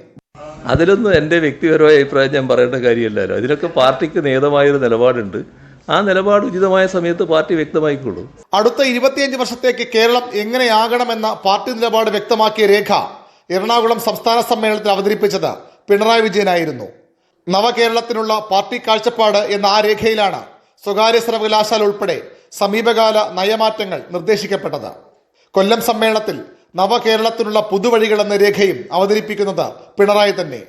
അടുത്ത സർക്കാർ ഏതു വഴിക്ക് നീങ്ങണമെന്നതിന്റെ ദിശാസൂചികയായാണ് CPM ഇതിനെ വിശേഷിപ്പിക്കുന്നത്. ആ രേഖ അവതരിപ്പിക്കുന്ന പിണറായി തന്നെ തുടർന്നും സർക്കാരിനെ നയിക്കുമെന്ന് പറയാതെ പറയുകയാണ് CPM. VV Arun, news 18, Thiruvananthapuram. സെക്രട്ടേറിയറ്റിന് മുന്നിൽ ആശാപ്രവർത്തകർ നടത്തുന്ന സമരം ഇന്ന് 21ാം ദിവസത്തിലേക്ക് കടക്കുകയാണ്. ആ സമയത്ത് പന്തലിന് മുകളിൽ കെട്ടിയിരുന്ന ടാർപോളിൻ പോലീസ് നീക്കം ചെയ്തു. പുലർച്ചെ 3 മണിയോടെയായിരുന്നു പോലീസിന്റെ നടപടി. സെക്രട്ടേറിയറ്റിന് മുന്നിൽ സമരപന്തൽ കെട്ടാൻ പാടില്ലെന്നാണ് പോലീസിന്റെ വിശദീകരണം. ഇന്ന് പുലർച്ചെ പെയ്ത മഴയിൽ ഏതാണ്ട് മുഴുവൻ നനഞ്ഞാണ് ആശമാർ അവിടെ ഉണ്ടായിരുന്നത്. VV വിനോദ് വിവരങ്ങളുമായി. വിനോദിലേക്ക് പോകും മുമ്പ് ഈ മഴ കൊണ്ട് ഇന്ന് രാവിലെയൊക്കെ പുലർച്ചെ പെയ്ത മുഴുവൻ മഴയും കൊണ്ട് ആശാ വർക്കർമാർ നമ്മളോട് സംസാരിച്ചു. അവരുടെ വാക്കുകളിലേക്ക്. അതുകൊണ്ട് മഴയൊന്നും ഒരു പ്രശ്നമല്ല. പക്ഷേ നമ്മുടെ ഭരണകൂടം ഇങ്ങനെ ചെയ്യുന്നത് ഈ 20 ദിവസമായിട്ട് ഇവിടെ ഈ പെരുമഴയത്ത് വെയിലത്തൊക്കെ ഇരിക്കുമ്പോൾ ഇതൊരു കണ്ണില്ലാത്തൊരു ക്രൂരത തന്നെയാണ്. ഒരു 15 പേരാണ് ഉണ്ടായിരുന്നത്. അഴിച്ചു മാറ്റിയതിനു ശേഷം മഴയത്ത് ഇരിക്കുമായിരുന്നു, കസേരയിൽ ഇരിക്കുമായിരുന്നു. എങ്ങനെയാണ് കിടക്കാൻ പറ്റുന്നത്? എല്ലാം നനഞ്ഞു, വിരിച്ചിരുന്നതെല്ലാം നനഞ്ഞു. ഞങ്ങളുടെ പ്ലാസ്റ്റിക് ഷീറ്റും പായും എല്ലാം നനഞ്ഞു. പിന്നെ കിടക്കാൻ പറ്റില്ലല്ലോ, ഇരുന്ന് നേരം വിളിപ്പിക്കുമായിരുന്നു ഇത്രയും സമയം. ഇതിപ്പോൾ ഞങ്ങൾ വീണ്ടും ഒന്ന് പിടിച്ച് ഇങ്ങനെ ചാരി വെച്ചിരിക്കുന്നതാണ്. പോലീസ് പറഞ്ഞത് നിങ്ങൾ ഇത് മഴയത്ത് നിങ്ങൾ കുട പിടിച്ചിരുന്നോളാം. നിങ്ങളുടെ ആരുടെ കയ്യിലും കുട പോലും ഉണ്ടായിരുന്നില്ല, മഴയത്തിരിക്കുമായിരുന്നു. VV വിനോദ് വിവരങ്ങളുമായി. വിനോദ്, പോലീസ് പറഞ്ഞതിൽ ഒരു കാര്യമുണ്ട്. അത് സെക്രട്ടേറിയറ്റിന് മുന്നിൽ പന്തൽ കെട്ടി സമരം പാടില്ല എന്ന ഹൈക്കോടതി വിധിയുണ്ട്. പക്ഷേ മാനുഷിക പരിഗണന എന്നത് ചിലപ്പോഴെങ്കിലും നമ്മളൊക്കെ നോക്കാറുള്ള ഒരു കാര്യമാണ്. ഇവർ കഴിഞ്ഞ ദിവസം വരെ അവിടെ പന്തലില്ലായിരുന്നു. എപ്പോഴായിരുന്നു ഈ പന്തൽ കെട്ടിയത്? ഇന്നലെ രാത്രി എന്താണ് സംഭവിച്ചത്? പോലീസ് നടപടി നിയമപരമായി ശരിയാണ്. പക്ഷേ ശ്രീജ പറഞ്ഞതുപോലെ തന്നെ ഇതിനകത്ത് ഒരു മാനുഷികമായ പരിഗണന, അത് പ്രത്യേകിച്ച് സ്ത്രീകളാണ് ഇങ്ങനെ 21 ദിവസമായി സെക്രട്ടേറിയറ്റിന് മുന്നിലിരിക്കുന്നത്. കഴിഞ്ഞ ദിവസങ്ങളിലൊക്കെ നമുക്കറിയാം കനത്ത ചൂടാണ്. ഈ തീ പോലെ പൊള്ളുന്ന വെയിലിന് താഴെ ഇവരുടെ അവകാശ സമരത്തിന് വേണ്ടി ഒരു പോരാട്ടം നടത്തുന്നു. അതിന് അതിൻ്റെതായ വാദപ്രതിവാദങ്ങളുണ്ട്. ആ കാര്യത്തിലും വ്യത്യസ്ത അഭിപ്രായങ്ങളുണ്ട്. പക്ഷേ ഈ ഇങ്ങനെ പെരുമഴ പെയ്യുമ്പോൾ സമരപ്പന്തൽ അല്ലെങ്കിൽ ഒരു ടാർപോളിൻ അഴിച്ചു മാറ്റേണ്ടതുണ്ടായിരുന്നു. അതിന്റെ ഒരു സാവകാശം നേരം വെളുത്ത ശേഷം അത് അഴിച്ചു മാറ്റിയാൽ പോരായിരുന്നോ? അല്ലെങ്കിൽ ഈ പാതിരാത്രി തന്നെ ഇത് അഴിച്ചു മാറ്റി അവരോട് കുടപിടിച്ച് സമര കേന്ദ്രത്തിൽ ഇരിക്കാൻ പറയുന്ന ആ ഒരു രീതി, അത് നിയമമുണ്ട്. നമ്മൾ പല വാർത്തകളിലും പറഞ്ഞിട്ടുള്ളതാണ്. ഈ നിയമം എന്ന് പറയുന്നത് മനുഷ്യന് വേണ്ടി ആകണം, അല്ലാതെ നിയമത്തിന് വേണ്ടി ആകരുത് മനുഷ്യനെന്ന് ജസ്റ്റിസ് GR കൃഷ്ണയ്യർ പറഞ്ഞിട്ടുണ്ട്. ആ വാക്കുകളൊക്കെ ഓർത്തു പോവുകയാണ്. നമുക്ക് നിയമം നടപ്പാക്കാൻ ഒരു 5-6 മണിക്കൂർ കൂടി കാത്തിരുന്നെങ്കിൽ നേരം വെളുക്കുമായിരുന്നു. അതിനുശേഷം ആ നിയമം നടപ്പാക്കാം. വളരെ പെട്ടെന്ന് അങ്ങനെ ഒരു നിയമം നടപ്പാക്കേണ്ട ഒരു സാഹചര്യം ഉണ്ടായിരുന്നു എന്നൊരു ചോദ്യം ഒരു വശത്ത് നിൽക്കുന്നുണ്ട്. ഏതായിരുന്നാലും സർക്കാർ പറയുന്ന കണക്കുകൾ അതെല്ലാം തന്നെ നമ്മൾ ഇന്നിപ്പോൾ ഈ സമരക്കാരോട് ചോദിച്ചു. സർക്കാർ പറയുന്ന കാര്യങ്ങൾ, അത് കേന്ദ്ര സർക്കാരിന്റെ ഭാഗത്തു നിന്നുള്ള ചില പ്രശ്നങ്ങളൊക്കെ ഉണ്ട്. അതിനകത്ത് ഒരു ദിവസം സർവേക്ക് പോകുമ്പോൾ കിട്ടുന്നത് ഏതാണ്ട് 250 രൂപയോ മറ്റുമൊക്കെയാണ് കേന്ദ്രത്തിന്റെ സ്കീമുമായി ബന്ധപ്പെട്ട് സമരത്തിന് പോകുമ്പോൾ ലഭിക്കുന്നത്. അക്കാര്യങ്ങളൊക്കെ കഴിഞ്ഞ ദിവസം സുരേഷ് ഗോപി വന്നപ്പോൾ തങ്ങൾ സൂചിപ്പിച്ചു എന്നിവർ പറയുന്നു. പാർലമെന്റിൽ നേരത്തെ 2 തവണ സമരത്തിന് പോയി എന്നുള്ള കാര്യങ്ങളൊക്കെ പറയുന്നുണ്ട്. പക്ഷെ സംസ്ഥാന സർക്കാരിനെ സംബന്ധിച്ച് 21,000 രൂപ ഒറ്റയടിക്ക് 21,000 രൂപ എന്ന ഓണറേറിയം തുകയിലേക്ക് ഉയർത്താൻ കഴിയുന്നൊരു സാഹചര്യമല്ല. അങ്ങനെ ഒരു ധനസ്ഥിതിയൊക്കെ അതിന്റെ ഒരു പ്രതിസന്ധിയായി നിൽക്കുന്നുണ്ട്. അത്തരം കാര്യങ്ങൾ സർക്കാർ ചൂണ്ടിക്കാട്ടുന്നുണ്ട്. മറ്റൊന്ന്, ഈ സമരത്തിൽ പങ്കെടുക്കുന്ന ആളുകളുടെ എണ്ണവുമായി ബന്ധപ്പെട്ടാണ്. കഴിഞ്ഞ ദിവസവും ഈ സമരക്കാരിൽ നിന്ന് ഏതാണ്ട് 555 പേർ തിരികെ ജോലിയിൽ പ്രവേശിക്കുന്ന സാഹചര്യം ഉണ്ടായിരുന്നു. ഇപ്പോൾ ഏതാണ്ട് 1000-ഓളം പേരാണ് സമരരംഗത്തുള്ളത്. ബദൽ സംവിധാനം എന്ന നിലയിൽ കൂടുതൽ ആൾക്കാരെ നിയമിക്കാനുള്ള നീക്കവും സർക്കാരിന്റെ ഭാഗത്ത് നിന്ന് ഉണ്ടാകുന്നു. കാരണം ഈ കേന്ദ്ര സർക്കാർ ഏൽപ്പിക്കുന്ന കാര്യങ്ങളുണ്ട്, സർവേയും വാക്സിനേഷൻ പോലുള്ള കാര്യങ്ങൾ. അതിൽ മുടക്കം വന്നാൽ പിന്നീട് കേന്ദ്രത്തിൽ നിന്ന് പണം കിട്ടാൻ ബുദ്ധിമുട്ടാവും. നമ്മളിപ്പോൾ കേരളത്തിന്റെ മികച്ച ആരോഗ്യ സ്ഥിതി, പല കണക്കുകൾ ഉദ്ധരിച്ചുകൊണ്ടുള്ള നമ്മുടെ ഒരു ആരോഗ്യ നിലയെക്കുറിച്ചുള്ള നമ്മുടെ ഒരു വാദമുണ്ട്. കേരളത്തിന്റെ ഒരു സ്ഥിതിയുണ്ട്. അതെല്ലാം തന്നെ തകിടം മറിയുന്ന ഒരു സാഹചര്യം ഉണ്ടാകുമെന്ന് സർക്കാരും ആശങ്കപ്പെടുന്നു. അതുകൊണ്ട് സർക്കാർ നടപടിയെ പൂർണ്ണമായും വിമർശിക്കാൻ കഴിയുന്ന ഒരു സാഹചര്യവുമല്ല. മാത്രമല്ല 26,000 ആശമാരിൽ 21,000-ത്തിലധികം പേരും ഇപ്പോഴും ഈ സജീവമായി രംഗത്തുണ്ട്. അവർ അവരുടെ ജോലിയിൽ വ്യാപൃതരാണ്. സമരം നടത്തിയിരുന്ന ആളുകളും കുറെ പേർ ഇപ്പോൾ സമരത്തിലേക്ക് പോയിരിക്കുന്നു. ഇവരുടെ വാട്സപ്പ് ഗ്രൂപ്പിൽ നിന്ന് ഇതൊരു കലാപാന്തരീക്ഷത്തിലേക്ക് കാര്യങ്ങൾ കൊണ്ടുപോകണം എന്ന നിലയ്ക്കുള്ള ഒരു സന്ദേശം പുറത്തു വരികയും ചെയ്തിരുന്നു. അത് പക്ഷേ ഈ മറച്ചേരിയിലുള്ള ആളുകൾ തങ്ങളുടെ ഗ്രൂപ്പിൽ നുഴഞ്ഞു കയറി ഇട്ടതാണെന്ന കാര്യമൊക്കെ ഇവർ പറയുന്നുണ്ട്. ഏതായിരുന്നാലും സർക്കാർ ചർച്ചയ്ക്ക് തയ്യാറായി ഈ പ്രശ്നം പരിഹരിക്കുക എന്നത് തന്നെയാണ് ഏറ്റവും പ്രധാനപ്പെട്ട കാര്യം. ശരി വിനോദ്, ഇന്നലെ രാത്രിയല്ല, ഇന്ന് പുലർച്ചെ 3 മണിയോടെ പോലീസിന്റെ വളരെ കൃത്യനിർവഹണ ബോധത്തോടെ നമ്മുടെ പോലീസ് പ്രവർത്തിച്ചു. 3 മണിക്ക് പെരുമഴയത്ത് അവിടെ ഇരിക്കുന്ന ആ സ്ത്രീകൾ നനഞ്ഞ് ഇരിക്കട്ടെ എന്ന് കരുതി കുട പിടിച്ച് വേണമെങ്കിൽ സമരം ചെയ്തോളാൻ പറഞ്ഞ് രാത്രി തന്നെ വളരെ കൃത്യമായ ടാർപോളിനെ അഴിച്ചു മാറ്റുകയായിരുന്നു. പക്ഷേ മുൻപ് പലപ്പോഴും അത്രയ്ക്ക് ഉത്തരവാദിത്തോടെ പോലീസ് അത് ചെയ്യുന്നത് കണ്ടിട്ടില്ല. ഇന്ന് നേരം വെളുത്തിട്ട് ഇത് മതിയായിരുന്നില്ലേ എന്ന് മാത്രമേ അവർ ചോദിക്കുന്നുള്ളൂ. പക്ഷേ സെക്രട്ടേറിയറ്റിന് മുന്നിൽ പന്തൽ കെട്ടി സമരം നടത്തുന്നത് ഹൈക്കോടതി തടഞ്ഞിട്ടുണ്ട് എന്ന കാര്യം കൃത്യമായി ഓർത്തുകൊണ്ട് തന്നെ പറയുന്നു. പക്ഷേ അതിനല്പം സമയം നൽകിക്കൂടെ എന്നായിരുന്നു അവരുടെ ചോദ്യം. ആശമാരുടെ സമരം ഇന്ന് 21ാം ദിവസത്തിലാണ്. ഇനി മറ്റ് വാർത്തകളിലേക്ക് പോകാം. ഇന്ന് വളരെ പ്രത്യേകതയുള്ള ദിവസമാണ്. പുണ്യ റമദാന് തുടക്കമായിരിക്കുന്നു. വ്രതകാലം ഇപ്പോൾ ഇത്തവണ കൊടും ചൂടിനൊപ്പമാണ് കടന്നു പോകുന്നത്. റമദാന്റെ പുണ്യം ഹൃദയത്തിലേക്ക് ആവാഹിക്കാൻ ഒരുങ്ങിയിരിക്കുകയാണ് വിശ്വാസി സമൂഹം. അശ്ഹദു അല്ലാ ഇലാഹ ഇല്ലല്ലാഹ്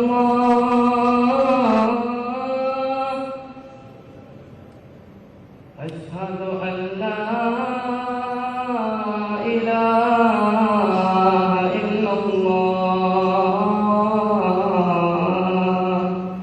രാപ്പകൽ പ്രാർത്ഥനകളിൽ മുഴുകിയും ദാനധർമ്മങ്ങളാലും റമദാന്റെ പുണ്യം നേടാനുള്ള തിരക്കിലായിരിക്കും ഇനി മുതൽ വിശ്വാസികൾ. റമദാന്റെ പുണ്യം എല്ലാവരിലും നന്മയുടെ തെളിച്ചം നിറയ്ക്കുന്നതാകട്ടെ എന്ന പ്രാർത്ഥനയാണ് പാണക്കാട് സാദിഖലി ശിഹാബ് തങ്ങൾ പങ്കുവെക്കുന്നത്. പരിശുദ്ധ റമദാൻ മാസം സമാഗതമായി കഴിഞ്ഞു. വിശ്വാസികൾ കഴിഞ്ഞ റജബ് മാസം മുതൽക്ക് തന്നെ പരിശുദ്ധ റമദാനിനെ പ്രതീക്ഷിച്ചുകൊണ്ടിരിക്കുകയാണ്. പരിശുദ്ധ റമദാനിന് അതിൻ്റെ എല്ലാ വിധത്തിലുള്ള പ്രാധാന്യവും കണക്കിലെടുത്തുകൊണ്ട് അത് ആത്മസംസ്കരണത്തിൻ്റെ മാസമാണ്, കാരുണ്യത്തിൻ്റെ മാസമാണ്, നരക വിമോചനത്തിൻ്റെ മാസമാണ്. കാരുണ്യവും മഹ്ഫിറത്തും, അതായത് നമുക്ക് അള്ളാഹു പുറത്തു തരുന്ന ഒരു മാസം കൂടിയാണ് റമദാൻ. എന്നതുപോലെ തന്നെ നരക വിമോചനത്തിൻ്റെ കൂടി ഒരു മാസമാണ്. അപ്പോൾ ആ കാര്യങ്ങളിലെല്ലാം ബദ്ധശ്രദ്ധരായിക്കൊണ്ട് റമദാൻ മാസത്തെ ധന്യമാക്കാൻ എല്ലാ വിശ്വാസികളും തയ്യാറാക്കണം എന്ന് അഭ്യർത്ഥിക്കുന്നു.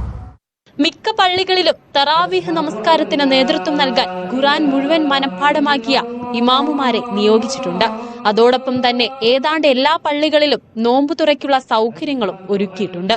പ്രത്യേക പ്രഭാഷണ സദസ്സുകളും പള്ളികൾ കേന്ദ്രീകരിച്ച് നടക്കും. മുസ്ലിം സംഘടനകളും പാർട്ടികളും റിലീഫ് പ്രവർത്തനങ്ങൾക്കാണ് ശ്രദ്ധ കൊടുക്കുന്നത്. സഹജീവി സ്നേഹവും കാരുണ്യവും റമദാൻ മാസത്തിലെ വലിയൊരു ആരാധനയാണ്. ദാനധർമ്മങ്ങൾ ചെയ്തും കഷ്ടപ്പെടുന്നവരെ ചേർത്ത് പിടിച്ചും സർവശക്തനിലേക്ക് കൂടുതൽ അടുക്കാൻ വിശ്വാസികൾ ശ്രമിക്കണമെന്ന് ഇബ്രാഹിമുൽ ഗലീലുൽ ബുഖാരി തങ്ങൾ പറഞ്ഞു.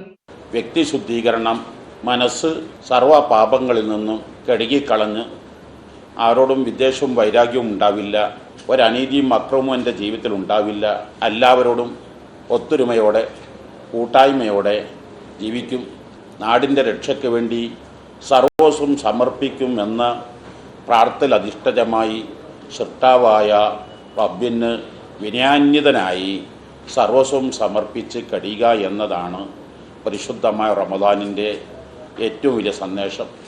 വേനൽ ചൂടിന്റെ തീവ്രത വർദ്ധിച്ചു തുടങ്ങിയതോടെ ഇത്തവണത്തെ നോമ്പുകാലം കഠിന ചൂടിലാകും ഉണ്ടാവുക. പതിവിന് വിപരീതമായി ഫെബ്രുവരി മാസം പോലും അതിശക്തമായ ചൂടാണ്. വേനൽ കടുക്കുന്നത് സൂര്യാഘാതം, സൂര്യതപം, നിർജ്ജലീകരണം തുടങ്ങിയ നിരവധി ഗുരുതര ആരോഗ്യ പ്രശ്നങ്ങൾക്ക് കാരണമാകും. ഇതിനാൽ നോമ്പുതുറ സമയത്ത് കൂടുതൽ ശുദ്ധജലം കുടിക്കണമെന്നും ശരീരത്തിന് ഗുണകരമല്ലാത്ത ഭക്ഷ്യവസ്തുക്കൾ ഒഴിവാക്കണമെന്നും ആരോഗ്യരംഗത്തുള്ളവർ നിർദ്ദേശം നൽകിയിട്ടുണ്ട്. ന്യൂസ് 18 മലപ്പുറം. ഇനിയുള്ള ഒരു മാസം, ഇനിയുള്ള ദിവസങ്ങളെല്ലാം പ്രാർത്ഥനയുടേതും പുണ്യപ്രവർത്തികളുടേതുമാണ്. നമുക്കും ഇസ്ലാം മതവിശ്വാസികൾക്ക് മാത്രമല്ല, നമ്മുടെ കൂടെയുള്ളവരാണ്.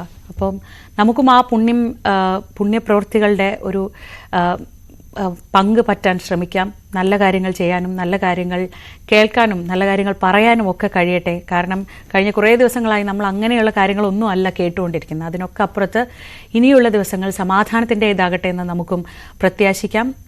ഇന്ന് വ്രതം ആരംഭിക്കുന്ന എല്ലാവർക്കും ഒരു പരിശുദ്ധ മാസം ആശംസിക്കുകയാണ്. അതോടെ ഇന്നത്തെ രാവിലെ പൂർണ്ണമാവുന്നു. നമ്മൾ ഇടവേളയ്ക്ക് ശേഷം 9 മണിക്ക് പ്രധാന വാർത്തകളുമായി വരും. അതുവരെ ഇതെങ്ങനെ കാണും?